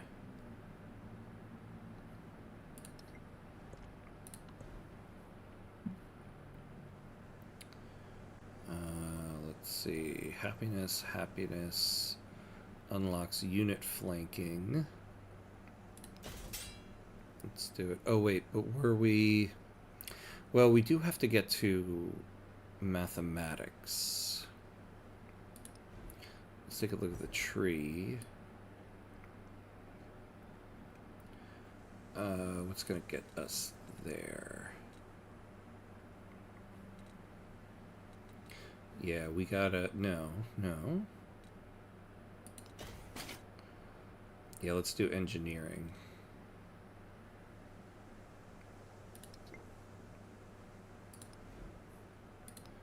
So... Oh, yeah, okay. So we gotta do currency. I know. We're really having to, like... We're gonna have a really buff army if we survive this. I mean, probably good. See, the problem, too, is that I slept too long on my military. Something I tend to do in Civ games sometimes. Wait too long to start building it up.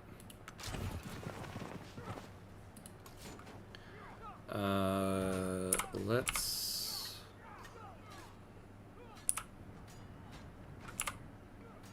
head down this way.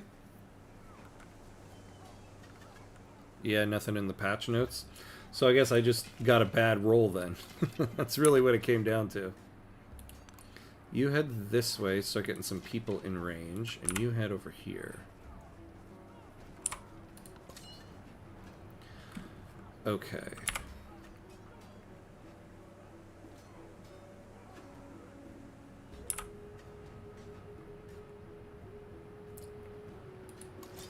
So let's get you here. Oh, actually, yeah.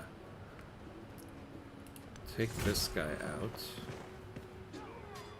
Actually, that probably wasn't good, because now we're going to get flanked. That was actually a really stupid move. That was what we call, in the business, a dumb move.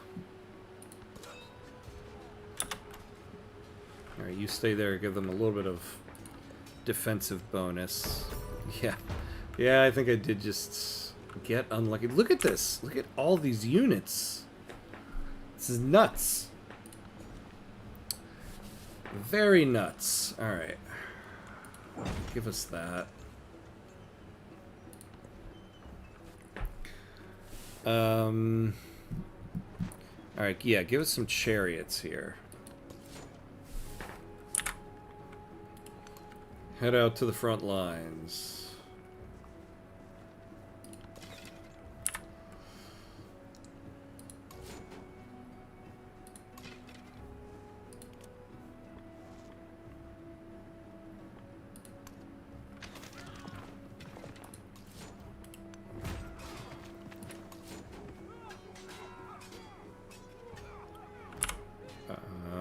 Yeah, you head over here.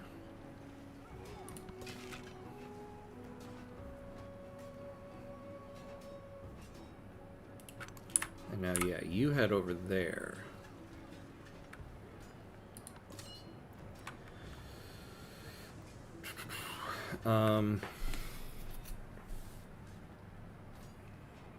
You head back into the city. And you, for the good of Rome, sacrifice yourself. Because you're probably dead at the end of this.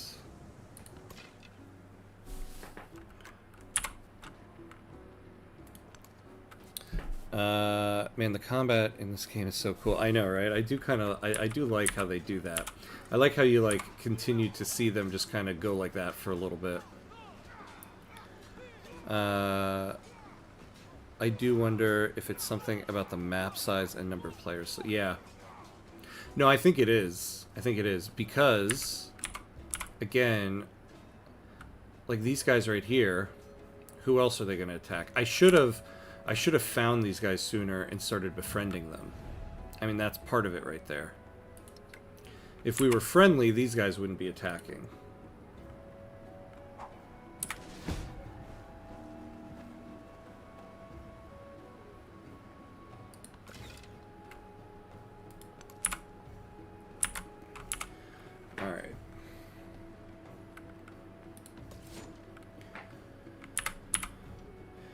so you head down this way.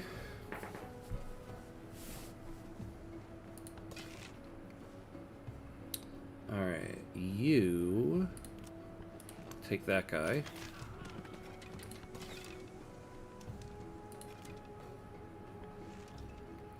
Yeah, I wonder if we can then just... Oh, so close.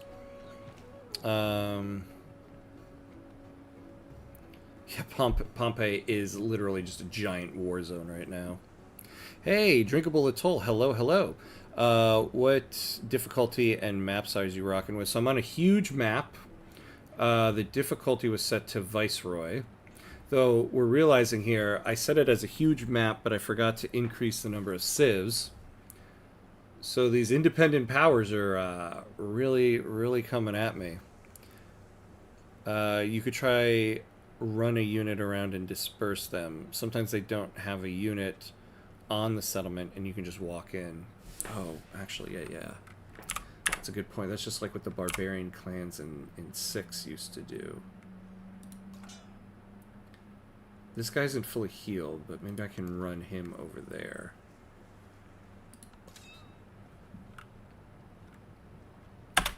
Alright. You stay there. So now you... Alright, you take that guy that way.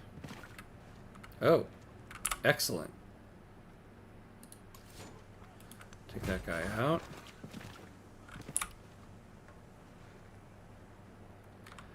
Okay, I think, did this guy end up moving? Yeah.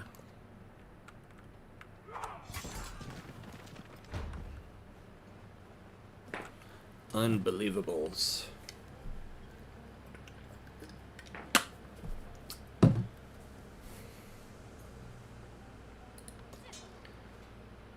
Yeah, why don't we send you along the back way? And then why don't you come down here? Because I think these guys are resting right now. Why don't we take those guys out before they're done resting? Alright. You come over here. You can take those guys out.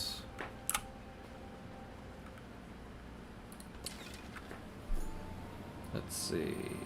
Who do we have in range? Can they reach these guys? That's too far, isn't it? Oh, these guys. Okay, no. I would rather...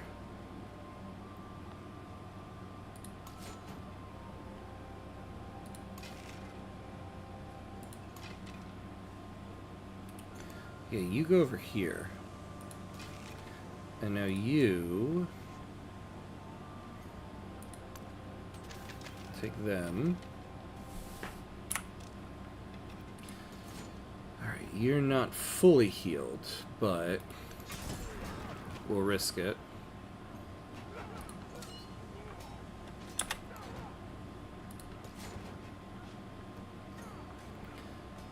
Alright, yeah, you take these spearmen.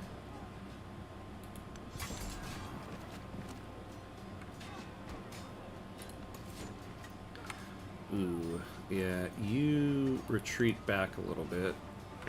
So that preferably you don't die.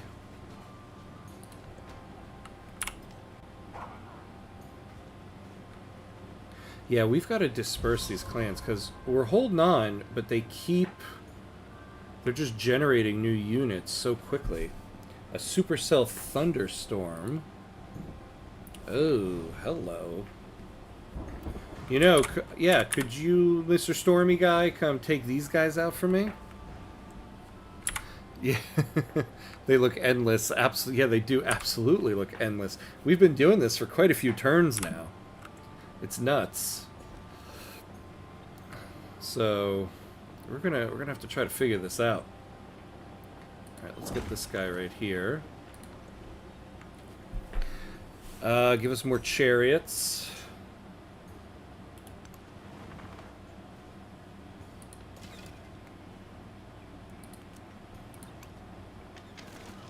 Yeah, take those guys out. Alright, let's get those chariots of fire down here.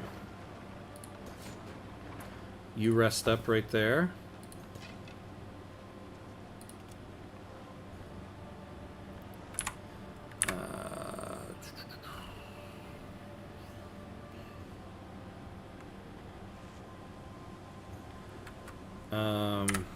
Now, let's see what this guy ends up doing here. Does he take them all out? He does. Good. Okay. So now you attack here. And you do the same.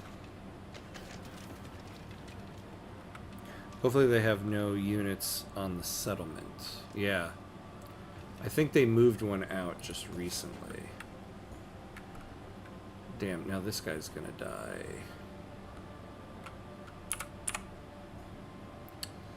But he doesn't really have anywhere to retreat to, so we might as well Leroy Jenkins that one.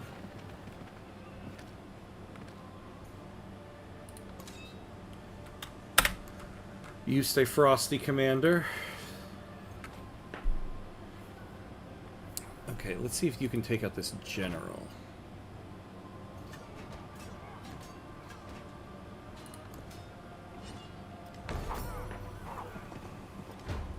Yeah, the general went back. Okay.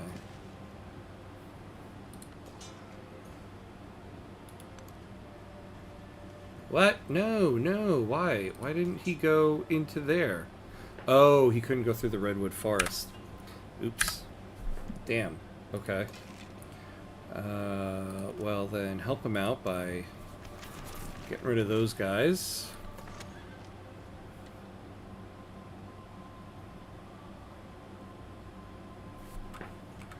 Alright, I want to get the chariot over here, so let's move this guy out of the city. Chariot, you go in there.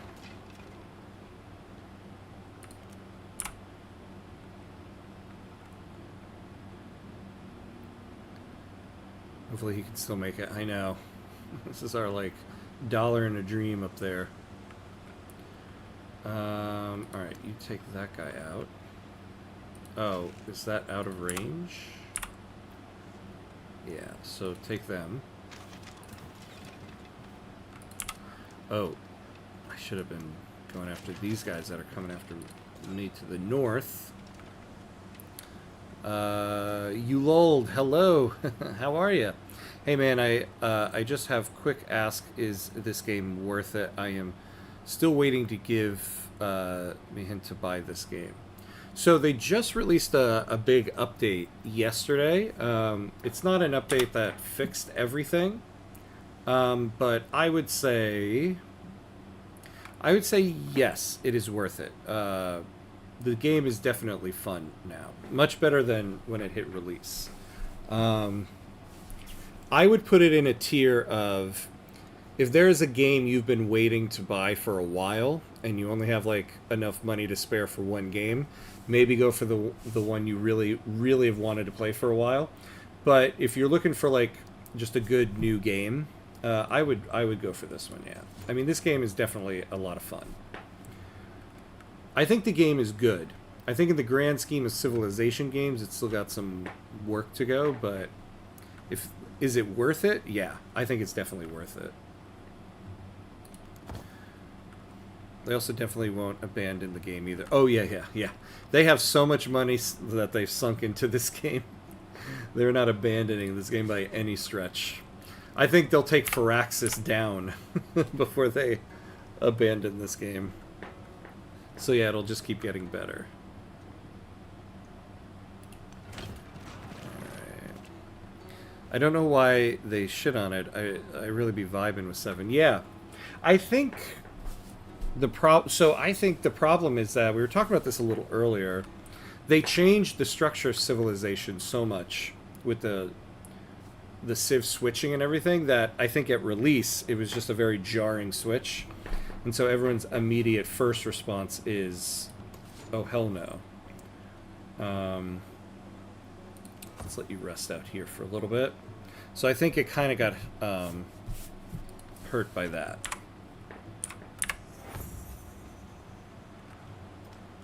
I have 6. I don't like it. Yeah.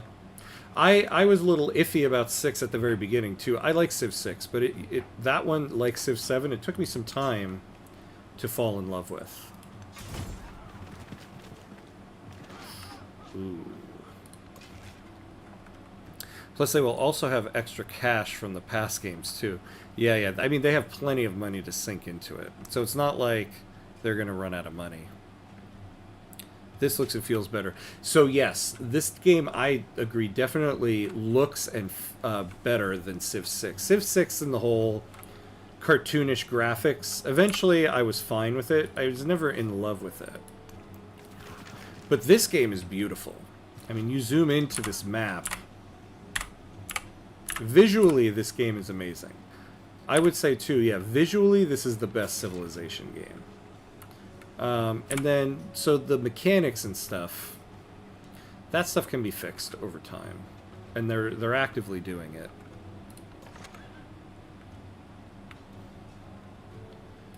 Alright, you move out this way. We're going to start taking these guys out. This guy's probably going to die. Only the price is a bit high. Yes. See, that's the problem. It's still pretty expensive. And as usual, they have all the little, like, different tiers of stuff. So I would say if you're on the fence about the game, I think you can just get the regular version, not the big fancy deluxe edition, because you can always upgrade. You can always upgrade the edition. There is an upgrade in there, I believe. Although, yeah, I don't think you can get the Founders Edition now. Warfare for me is the most important thing. It feels 10 times better, especially stacking units onto commanders to move them easily. Yeah, this new mechanic of the commanders thing, I think, has proven to be really cool. I really like what they're doing with that. And then the upgrades to the commanders and stuff. I like it. Alright, you fall back a little bit. We'll let you rest.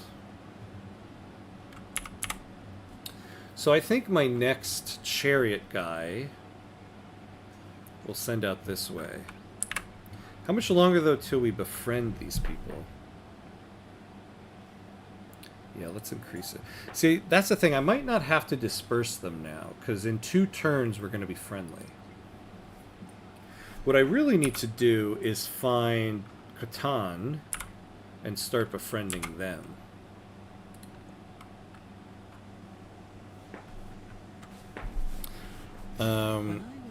Yeah, it is pricey. I got the standard. There's definitely enough leaders and stuff to unlock on that. It's good enough. Yeah. Yeah, same here. I ended up upgrading it just because I don't like money, apparently. But the base game, I had played for a little bit at launch on the base game, and I don't think there's mechanics. Like, I don't think there's any, like, big mechanics you need any of the paid stuff for. That's the thing. Alright, keep pumping me out some... keep pumping me out some chariots. How much ages do you have now? It's still the 3. So you still progress through the 3 ages, but they had a big update yesterday that makes progressing through the ages a little better. So it's still the same 3 ages, but the progression is supposed to be a little easier. Alright, why don't we have you... Oh, man, no. I keep forgetting. We have to go that way. So you go over here so that we can start hitting you with arrows. I got the Founders because I know I'm going to sink a ton of hours into it over time. No mechanics or luck behind DLC, just leaders and civs. Yeah, I got... my brother, he was asking me, like, what do you want for Christmas? I was like, you can pre-order me Civ. I'm definitely going to buy that. So if you want to do that as a gift. So he did, but I guess I didn't specify which one to pre-order, so he just pre-ordered me the standard edition. And then it had turned out you had to wait until the game launched to upgrade to the Founders, so... So I started the game on standard, but I eventually upgraded it to that Founders one. But yeah, had I not asked for it, I probably would have just pre-ordered the Founders one.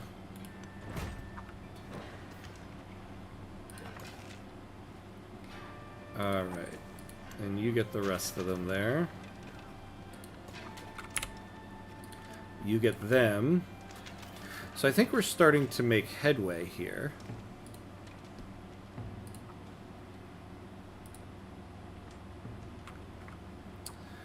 Alright. Alright, so we're at about 2 hours here. So why don't we take a very quick break so that we can run an ad on Twitch now so that it doesn't run the ad while we're playing the game. So take a very quick, short break. I'm just going to go to the bathroom, get some water, take care of the Twitch monetization gods, and then I'll be right back.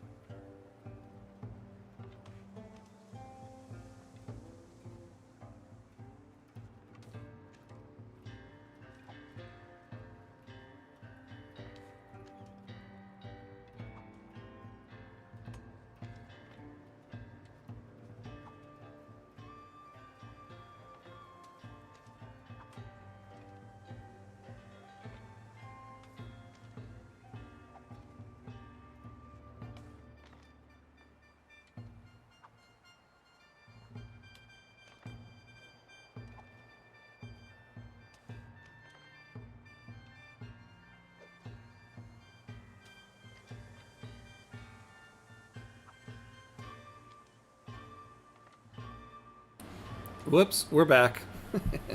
For a moment there, I picked my Victoria 3 overlay. Wrong game. Alright, let's see here. What is the ages? Stone, bronze, iron, or just ancient?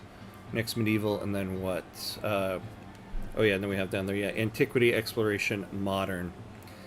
Basically bronze, medieval, and modern. Yep, yeah, so that's basically it right there. I think it's worth it if you know you enjoy Civ games. Yeah, Civ 6 had a pretty bad release, and it improved into a good game. No ads here, YouTube gang. Yeah. Well, yeah, when you got the YouTube... well, you're on YouTube Premium, right? So that's why you're not getting the ads.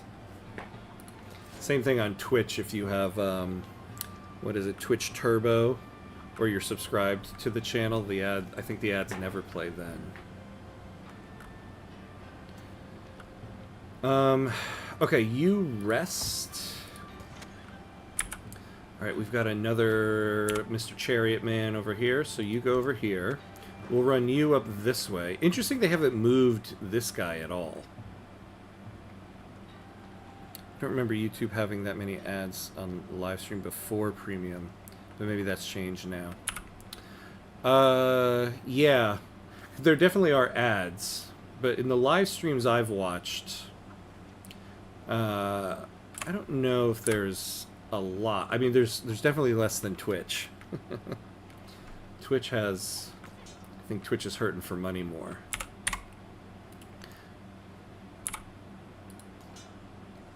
Okay.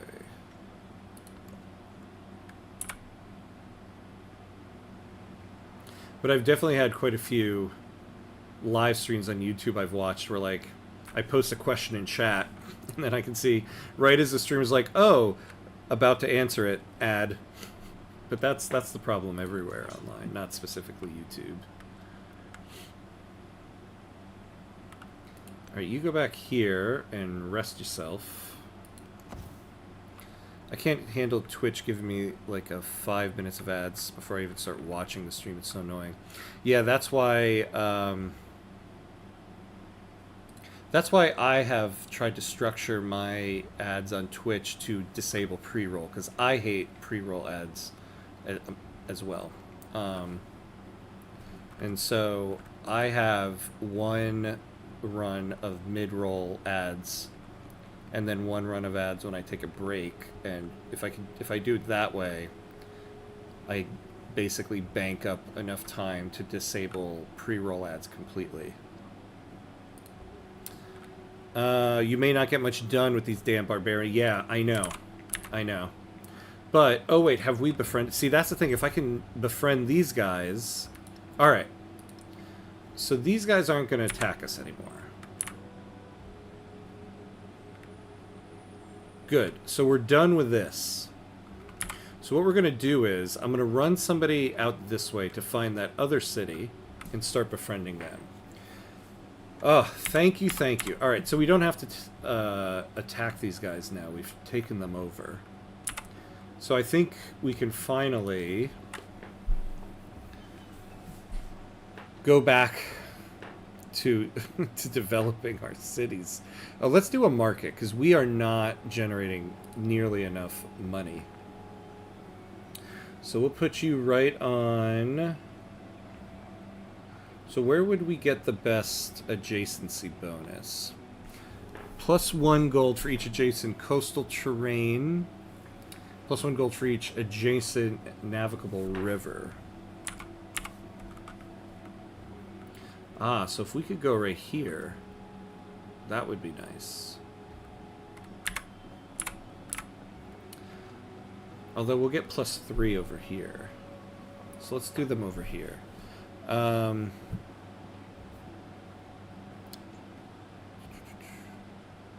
Oh, not even immersed in the stream, and I get 5 minutes of ads, yeah. Yeah, that is, unfortunately, some of the realities of it. Okay. So I'm going to start putting some armies into the general. Why don't we take you? You find me where this other city is. You stay there. Okay, so you go in there.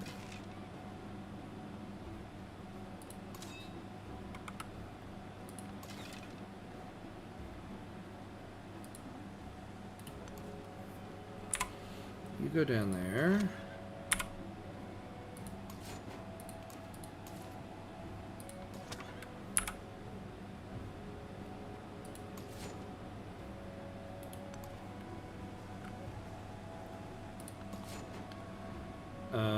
You go in there. So that gives us 3.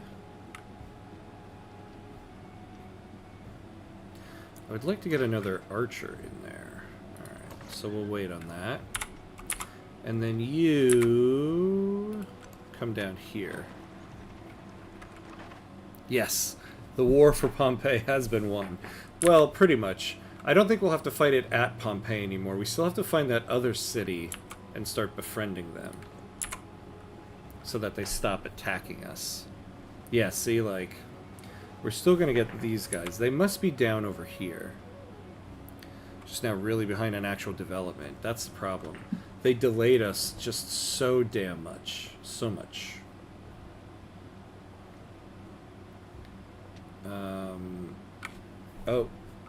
Oh yeah, here we go. We can get incense. Yeah, let's get our incense. Oh, and, you know, we need to... Yeah, let's repair everything that got destroyed in Pompeii. Here we go. So now I can finally see the tooltip. So +1 gold, +1 happiness. Oh, for not being... Okay. So yeah, we'll keep camels out this way because we don't need the additional resources yet. Then this one, plus 10 science. So we'll put you in here. I'll take the science bonus. Age of Wonders 4's armies are really similar to Commanders in this game, actually. Oh, okay. So I wonder if that's where they got their inspiration from. Although, I don't know which... Age of Wonders 4 has been out for, much longer, I think, than Civ VII. In a sense that they move together. You just don't break them apart for combat. That's cool. I like it. Alright, let's have you move back to the city here, so that we can keep somebody there. We could use another city, actually. Now, where should we put them? I do not know. You know, up here, actually. We'll have salt, wild game, and then eventually move down to the iron. I think Age of Wonders 4 came out in 2019. Yeah, because I just realized I feel like they're... I mean, they definitely didn't come out in February of this year, which is when Civ VII came out. Alright, and then you go into the commander. So you stay down here. Oh yeah, we're going to want you to take that guy. We'll keep the commander in the city. They've just done Expansion Pass 2, and I think they will be doing a third one. Oh, the expansion. Oh, the Paradox expansion passes. I love them.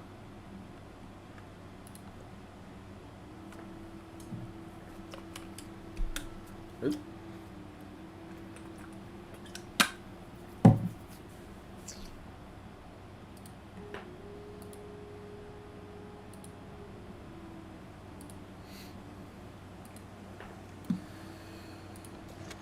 Okay, another chariot man. So you head down this way. We're gonna need you for that stuff. Alright, so I want you to sleep here for now. Wait, are we... No, okay. None there. No upgrade stuff. So you sleep there.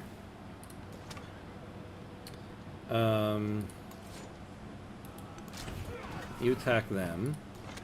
And you head down this way. Find us where that city-state is. They're the OGs of the Paradox expansion pass, the first ones to do it. Oh, there you go. So we can thank them for it. Here we go. Found you guys. Oh, and of course, we don't have the influence right now. Alright. Of course, of course. Ooh, we met a new Civ.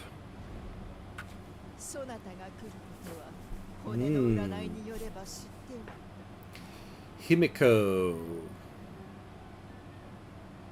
No, I want to keep my influence, so we're going to just do a neutral greeting.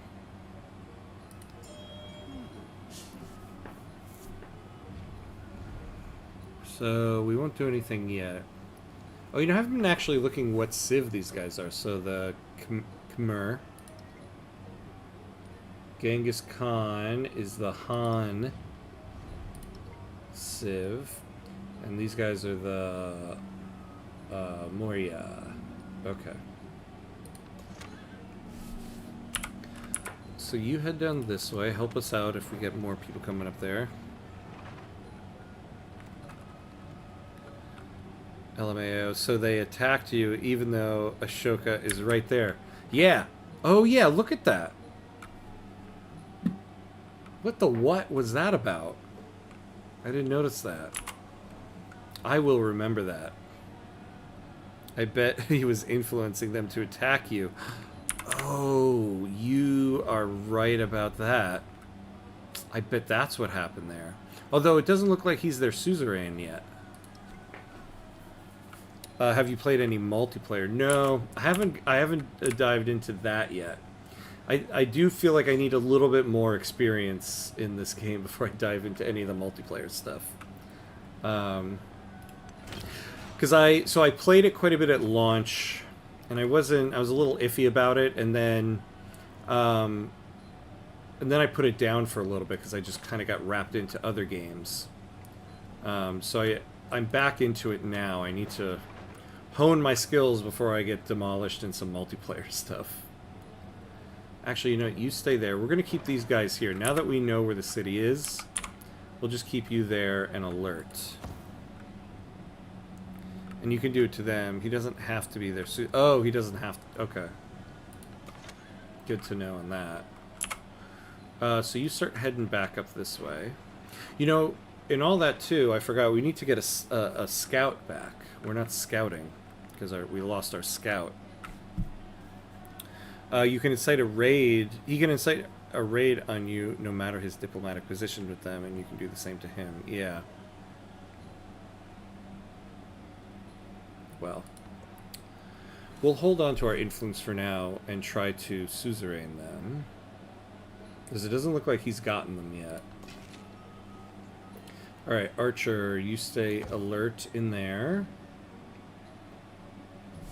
In fact, what we're going to do is we're going to fortify these guys right here.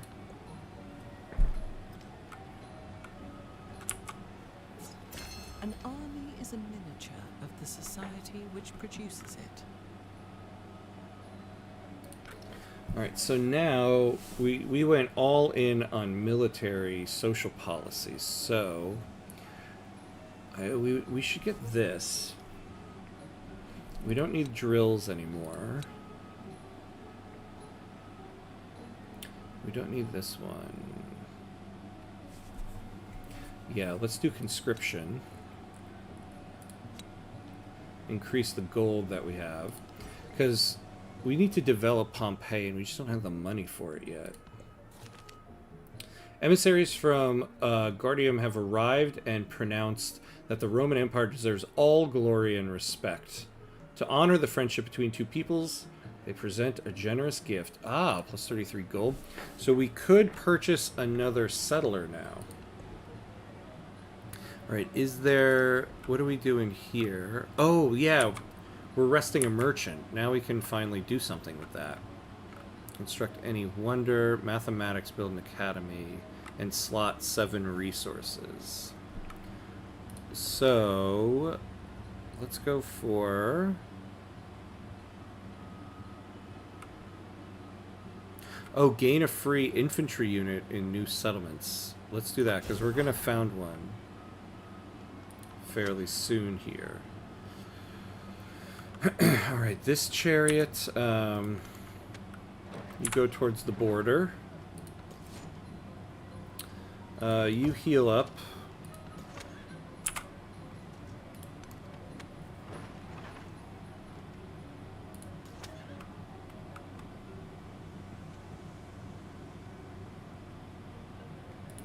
You fortify.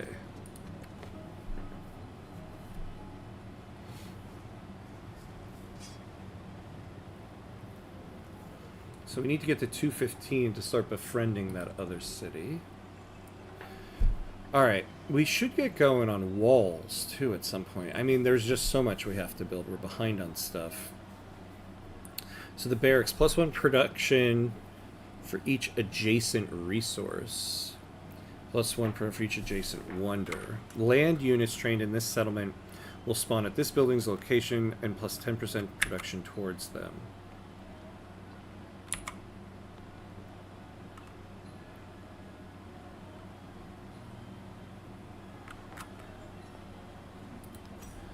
So if we could put it here. Oh, let's put it here. +6 production. There we go. Although now our units are going to spawn back that way, but whatever. Oh, I'll have to drop out in 20 minutes or so, go into a barbecue. Should be able to tune into the Morocco stream tonight, though. Awesome, awesome. Yeah. So let me know right before you go, so I can give you a nice little goodbye. Also, the announcement too. Anybody who doesn't know, we have a pinned comment on Twitch and YouTube for a link to the Discord. Our friend Jack here created a wonderful Hamcore Discord server. So join the Discord if you get a chance. Stuff being added every day. Alright, you go towards there. And fortify.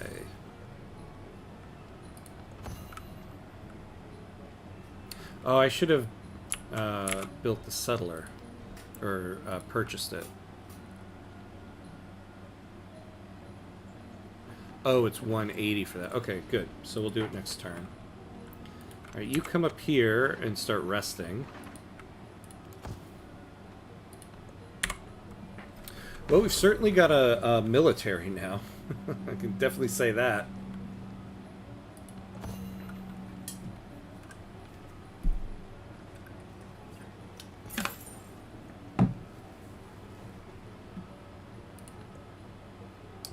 Okay.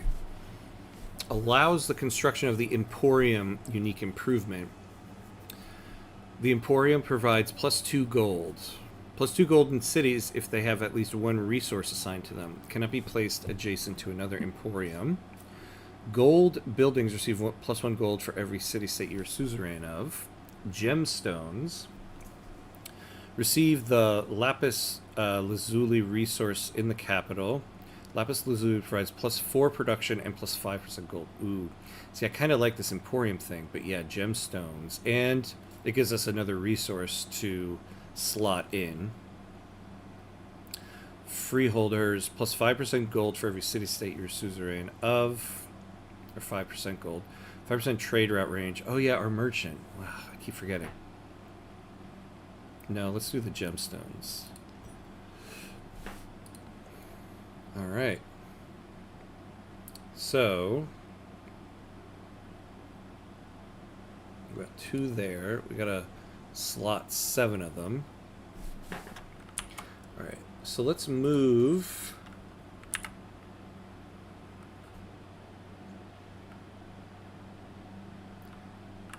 Alright, yeah. Let's do some trade there.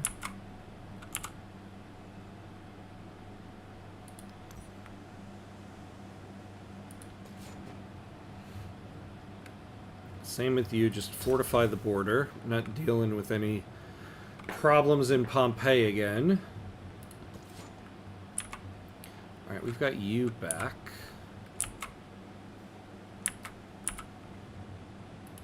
You stay up over here. Oh, you know, we haven't saved in a while. We should save.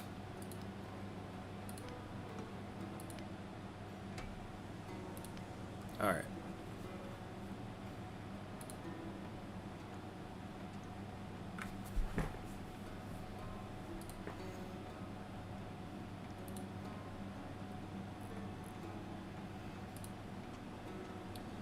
Excellent stuff. Excellent stuff. Alright. Alright, Grove City. Oh, we can get a specialist.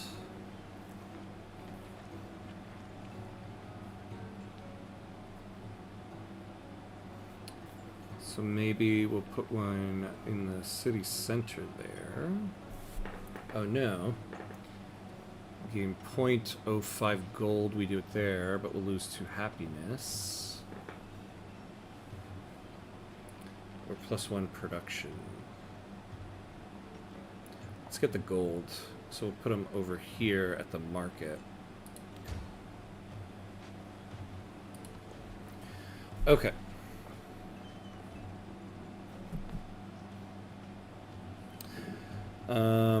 We need to get a wonder going.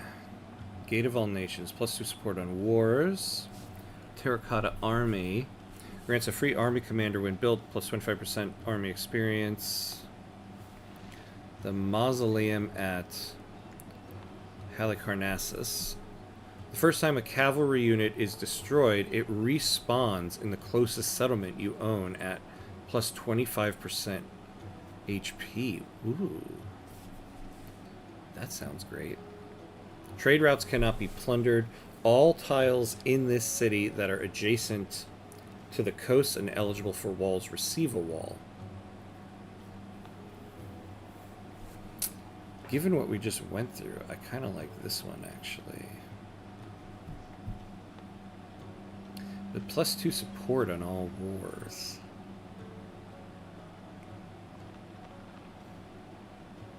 Well, we need to build multiple ones. So let's start with the Gate of All Nations.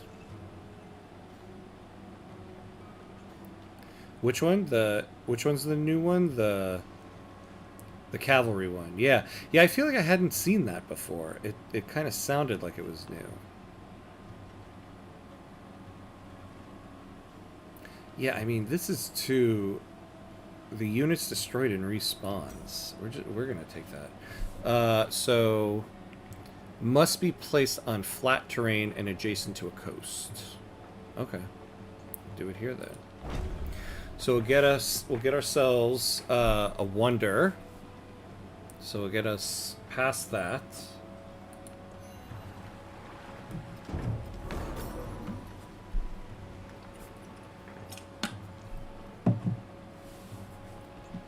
Alright, choose production. Wait, what happened? Did somebody already do it? Are you kidding me? You gotta be kidding me. Well, okay then. Let's get the Gate of All Nations. Must be placed adjacent to a district.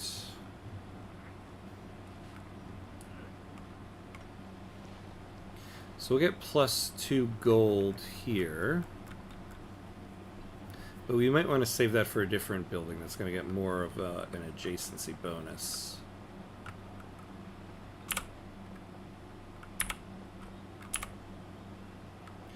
Or +2, +1. Well, yeah, maybe we put it there.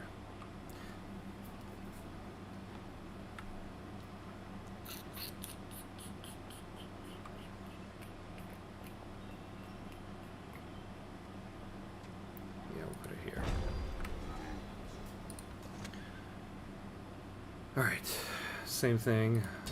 Fortify the border. Oh, we have, okay. We can start befriending. I wonder why Ashoka, it looks like, isn't even trying to befriend these guys. Wonder what happened there. Alright, we've got a lot of money, so let's develop Pompeii. Let's get them an altar. Put it right in the city center there.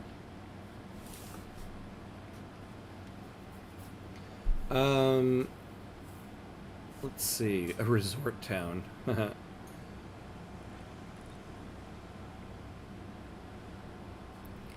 It might be good to make these guys a trade outpost since they're close to other civs.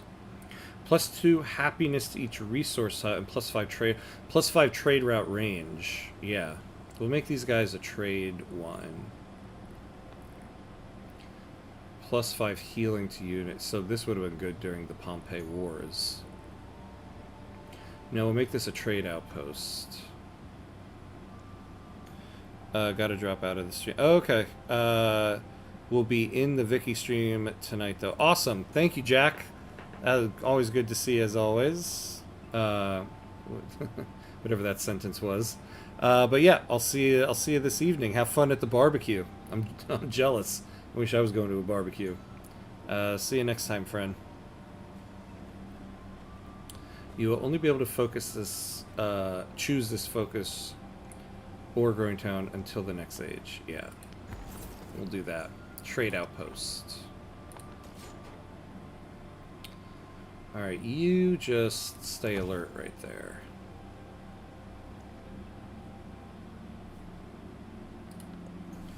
Alright.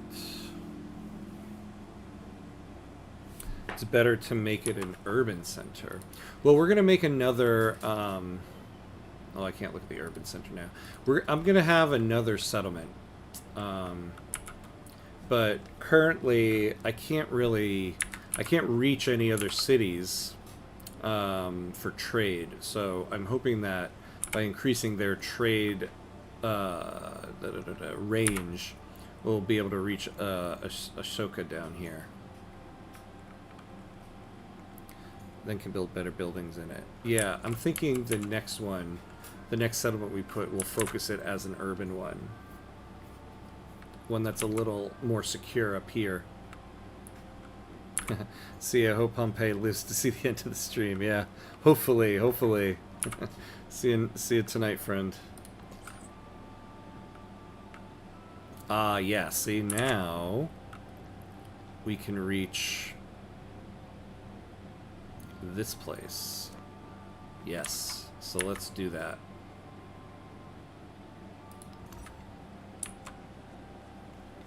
So what did we get? Oh yeah, I'll have to wait till they reach it.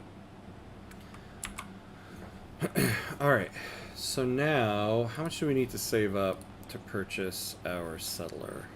180. Alright.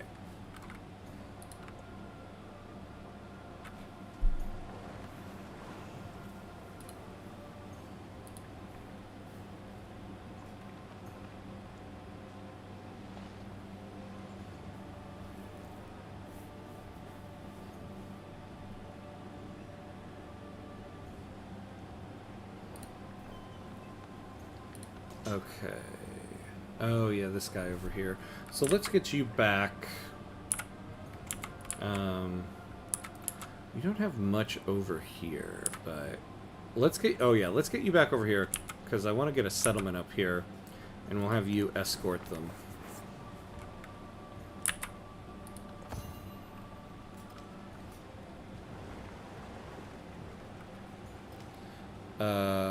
What legacy path to try to complete this age? I think we'll be able to complete Silk Roads and the Great Library. I think we'll be able to do that. I don't know so much about the cultural one for Wonders, but I do think we can do the economic and the science one. So that's what I'm going for.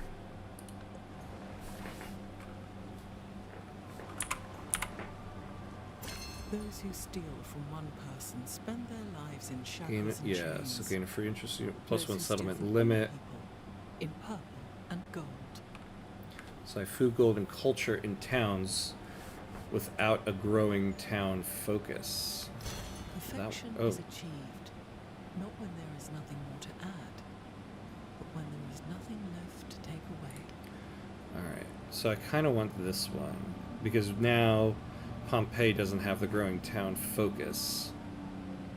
What should we take off? Oh yeah, we can get rid of that one. Alright, so let's add that in there. Himiko to local festival. Yeah, let's support it. Why not? You should pump out the settlers and try and get as many resources as possible. Yeah. Yeah, we got really hindered by this war here, because all of my money and production was just going towards units. So now I can have 4 more towns. I need to expand here before land gets taken away from me.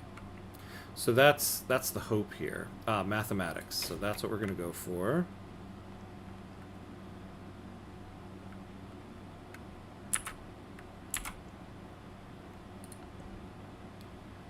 Let's see. Oh, I'm not using that merchant well.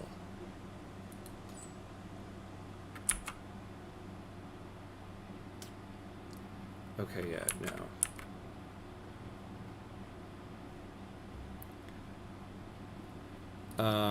Move the merchant to foreign land and initiate a trade.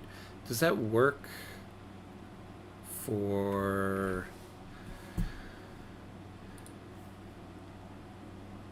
Yeah, I mean, this is foreign land, right? Let's find out. Yeah, okay, good, it did work. So improve trade relations with the civilization. We will try to do that when we get more influence. A trade caravan is lost in the wilderness. The merchants in charge argue over how to find their route once more. One insists he can read the stars, the other sighs. For once, can't you just ask, he says, pointing to a nearby homestead. Let's use the stars. Let's get the science. Oh, did we get mathematics? Oh, sorry, civic. It was a civic.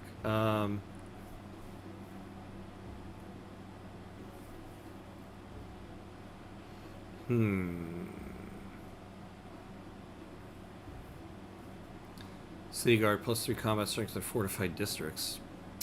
Not bad. Mysticism 2.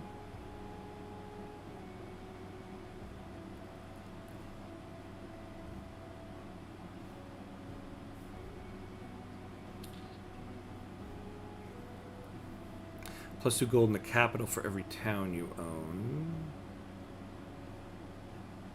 Yeah, let's do this one. Increase our gold here. Flax.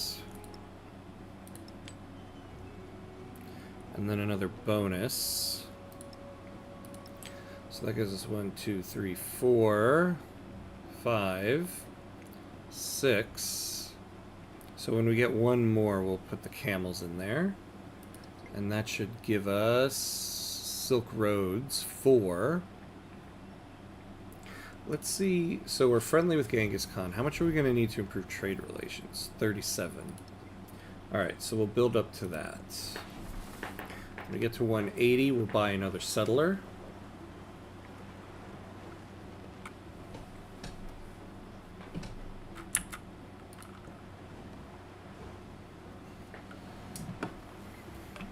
No man is foolish enough to desire war over peace. For in peace, sons bury fathers. All right. But in war, fathers bury sons.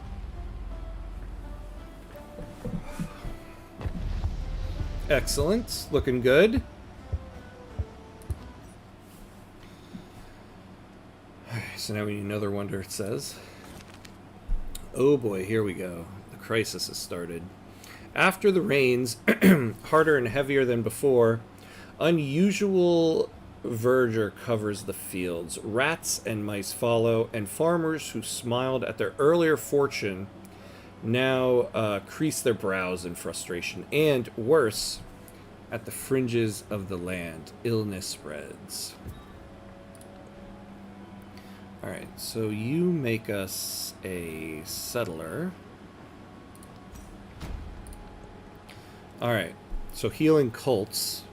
+5 happiness on altars in infected settlements, but -10 gold. Oof.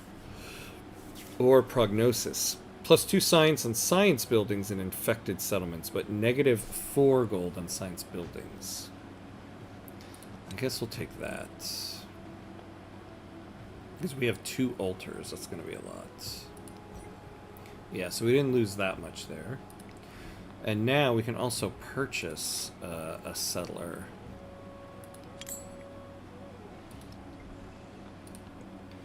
Alright, so this first settler we're going to send up here. Avoid any specific discussion of public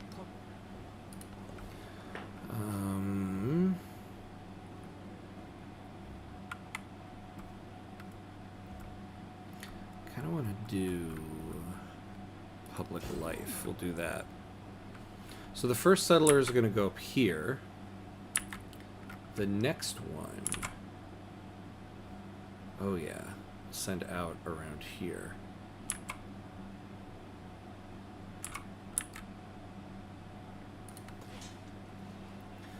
Can these guys move yet? So you're saying the best is right here. Oh yeah, so it'll get us near 1, 2, and 3.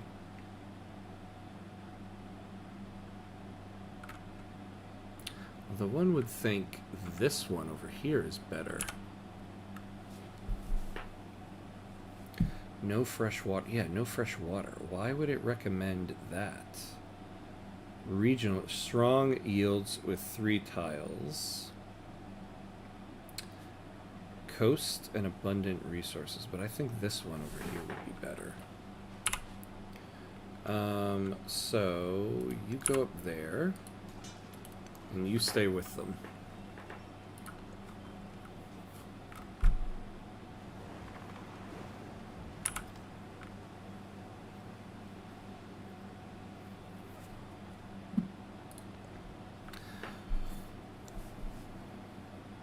Okay.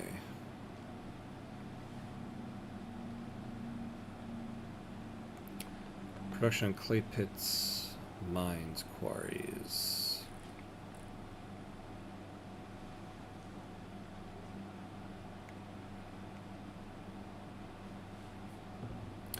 Yeah, then trade routes cannot be plundered. That's actually pretty damn good. And let's put it here. Get that +4 gold.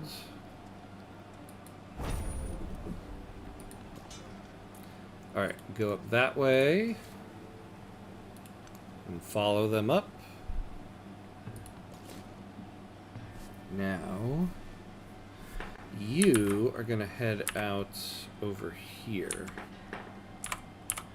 So, head down that way, and these guys will go with them.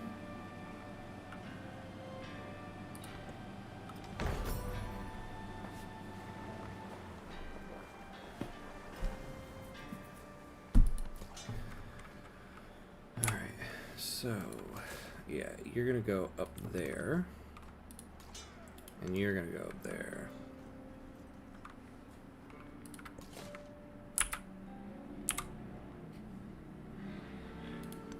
You head over there.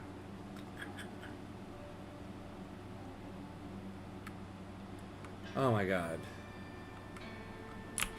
What was I build? Oh, they built the terracotta army. Okay, good thing we selected the other one. Otherwise we would have lost a turn.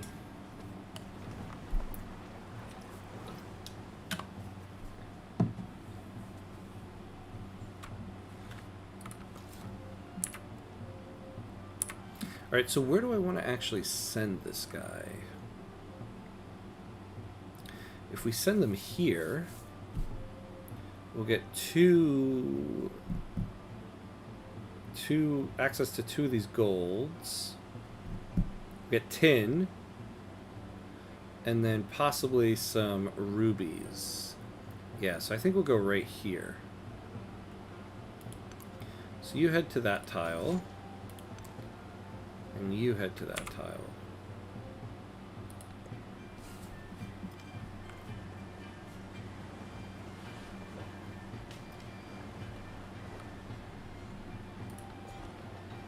Alright.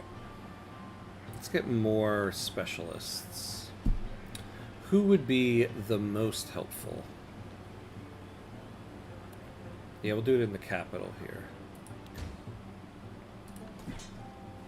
Excellent. Here we go. Alright, so you found a settlement. Mediolanum. Mediolanum. Yep, that's what it is. Alright. The seat of authority has traditionally been shared among representatives from different towns.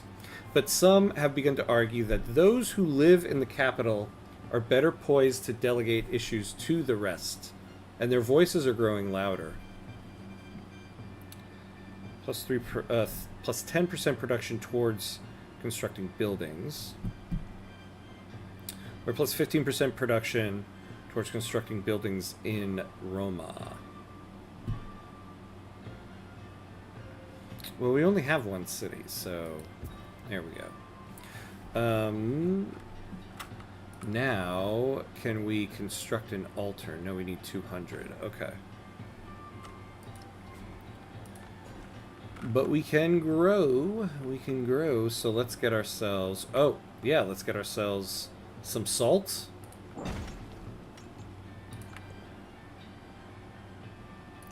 So put this guy here, and then we can put this guy here.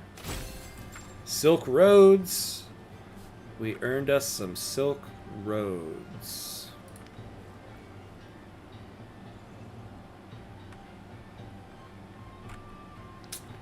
Alright. Oh, wait. No. Yeah, here we go. Okay. Slot 14 resources. Oh, improve trade relations.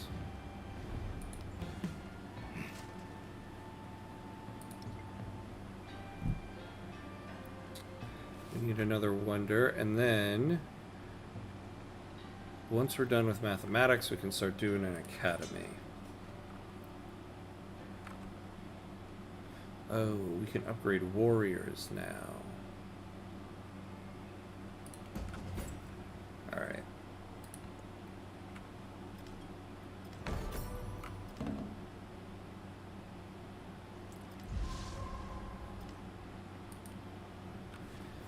Mount Etna has become active. Oh boy, we have a volcano active somewhere near around Pompeii. At least it's not this one.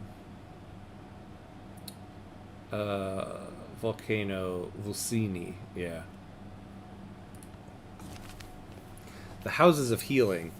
The Houses of Healing, normally places of quiet whispers and muffled footfalls, overflow. The sick and dying stumble, or are carried towards already overcrowded halls. Eventually, the healers seal the doors. Some new evil grips the land. Alright. Let's take the food to grow. So, the new ones that we have are gain 1 migrant when a city is infected, but minus 25 growth in cities. We might take that. Plus 2 food in towns, but negative 15 healing on all units. Oh. We might risk this one. Oh, we can do another policy slot too.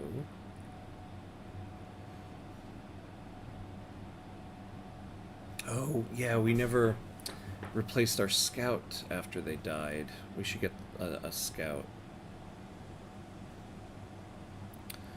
5%. Then, let's just get the charismatic leader. Who's being lured away?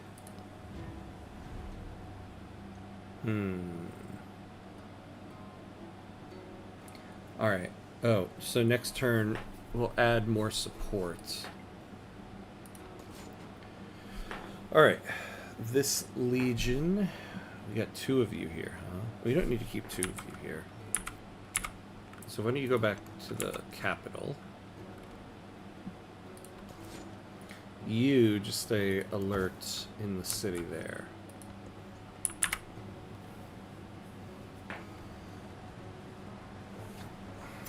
Remain less interested in who we imagine ourselves to be than in what we can do for one another. What do we get here? Yeah, we don't need to do that.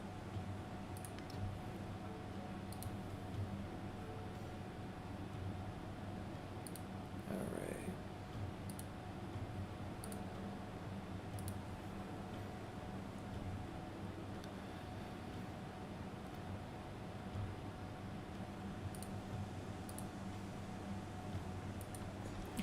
Oh, okay, let's grow these guys.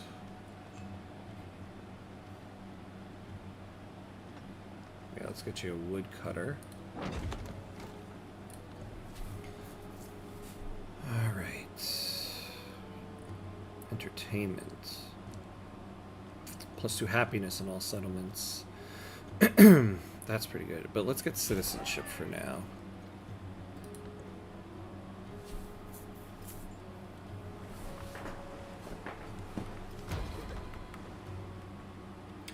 A minor outbreak has occurred in the settlement of Pompeii. During this turn, there was 1 tile damaged, 1 population lost.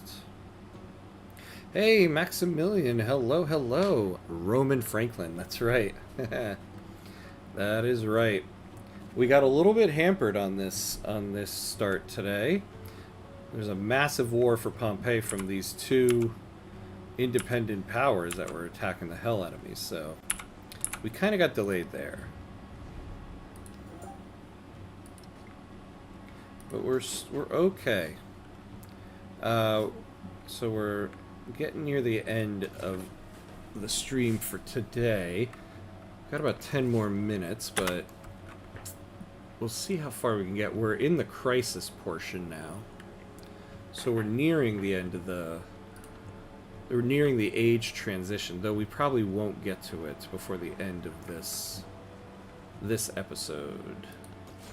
How are you doing, friend? How are you?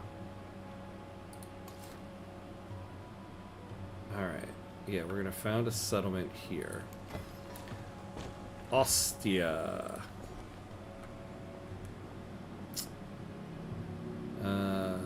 Ooh, yes. And we will take Zigold. I have no idea what I'm doing in Civ 7. Yeah. I'm honestly, I'm still getting my bearings to some degree. I kind of get the basic stuff. I know I'm not very well versed in it yet. Yeah, because there's so many different things in it. So kind of learning my way through it.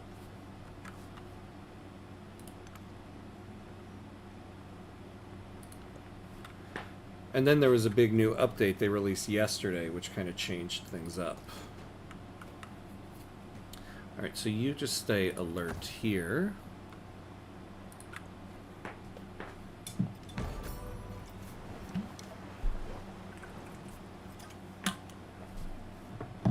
Alright, so we got 4 settlements. Pretty good number. We can hold 2 more. But we should also be upgrading here.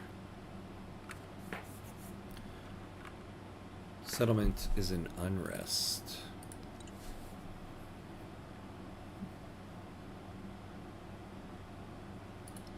Not good. Alright, let's make an altar. Civilization unlocked. Bulgaria. Religion has always been a personal matter for the Roman people, but around city altars, crowds gather to share stories of past saints. In these shared stories form a new network of the faithful that seek to bring their vision to the halls of power. Do you like it? I still prefer Civ 6. Now, to be honest, I said the same when Civ 6 was out, but this time I am not sure. Yes, I feel I have the exact same sentiment as you. I've said that a couple times over the course of this stream that, yeah, I mean, I do like Civ 7. I do like it. And at the moment, I guess maybe because it's new, I would prefer to play this over Civ 6 just because it's new. Civ 6, I think, is still a better game at this point. But yeah, when Civ 6 came out, I was like, oh, I'm not sure about this. I'd prefer to play Civ 5 right now. And so it's because of that, in being in the back of my mind, that I'm like, no, I'm going to stick with Civ 7. Because eventually I think I'll end up loving this game as well. And they're actively making it better. But the way that the level of bad that Civ 7 was at release, I think, is a higher level of bad than what Civ 6's level of bad was when it got released. So I will say that. Emissaries from Catan have arrived and pronounced that the Roman Empire deserves all glory and respect. To honor the friendship between the two peoples, they present a generous gift. Oh, we get a legion. Okay. These guys can grow.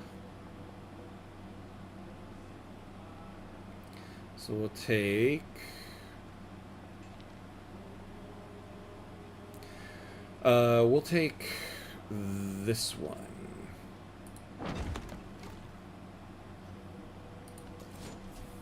To answer though, do you like it? I do like it. I did not care for it as much at launch, which is why I played it a bunch right when it launched and then put it down for a little bit of time. Chicken. Yeah. Always go for the chickens, right? It does. It has everything. It has everything the settlement needs.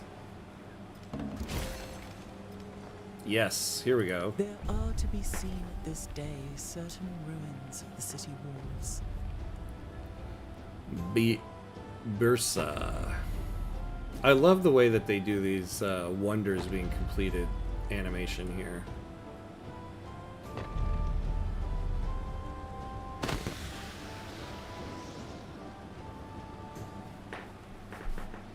Alright. Oh, and we met a new civilization. Đêm nay Phan họ Xi sống mát Pan. trên đỉnh Phan Xi Pan và dòng chảy êm đềm tĩnh lặng của sông Hồng. And who are Các ngươi đến they? đây. The Maya. Okay. Yeah, let's do friendly greeting.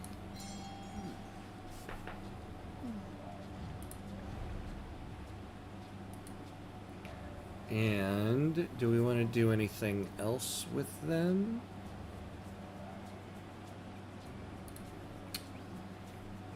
Let's improve trade relations. Alright, we can grow these guys. I want to get to the gemstones. So, we'll go for the chicken. Or let's go just to keep the settlement all together here. Which I know is just the best reason to do something like that. Alright, let's finally get some ancient walls going.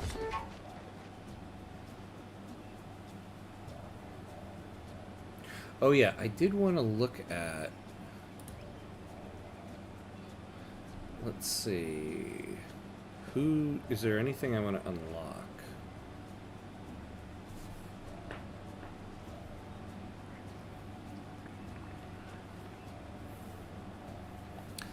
The chicken would unlock 3 plots. Oh! Damn. So I was kind of dumb with that.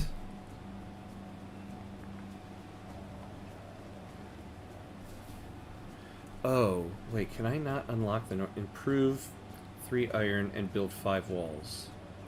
Oh. I was planning on going as the Normans.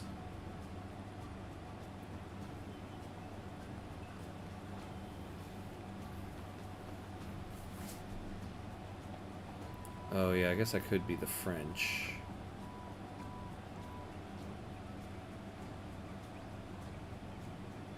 Because we're gonna be...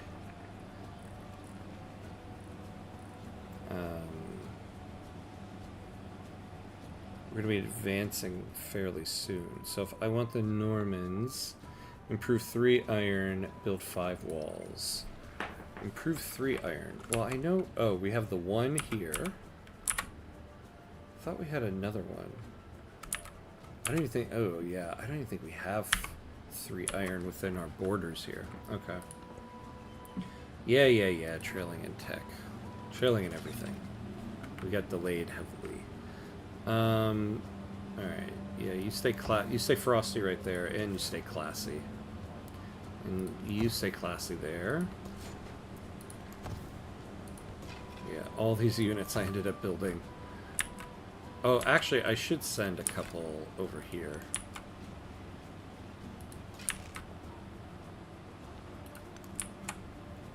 There we go. You heal up, and you advance.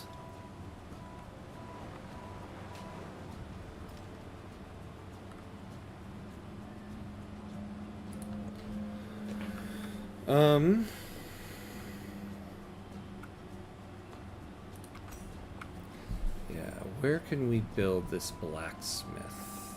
Look at that, 7 production right there. Let's do it.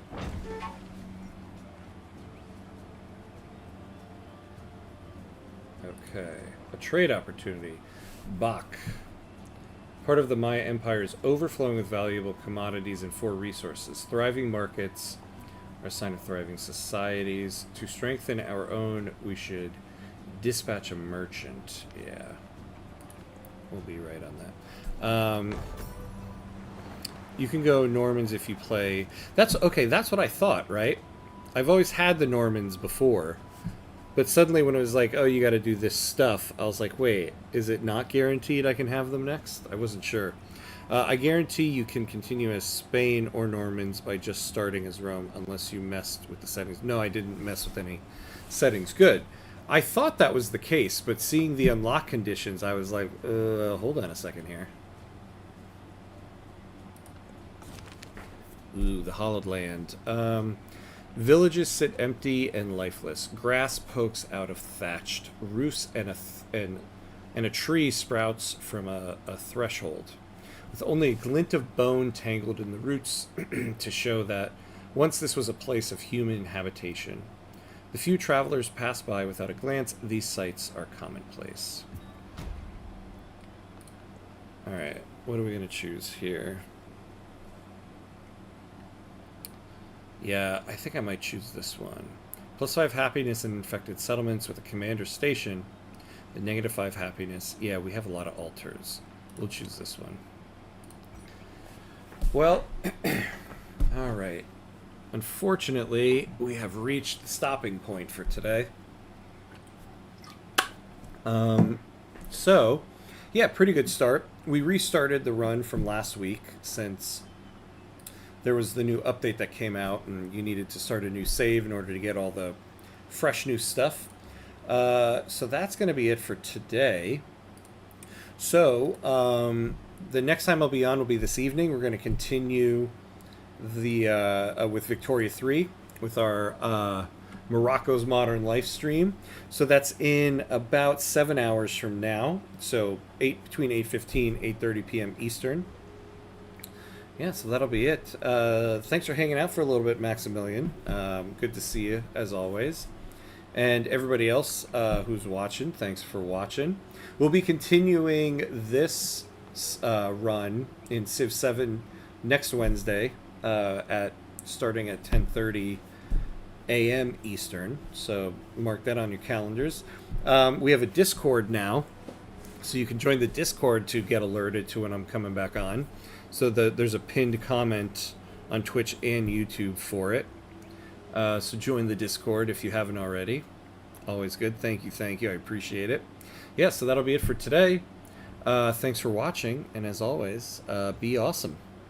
Hope to see you later this evening. Have a good one.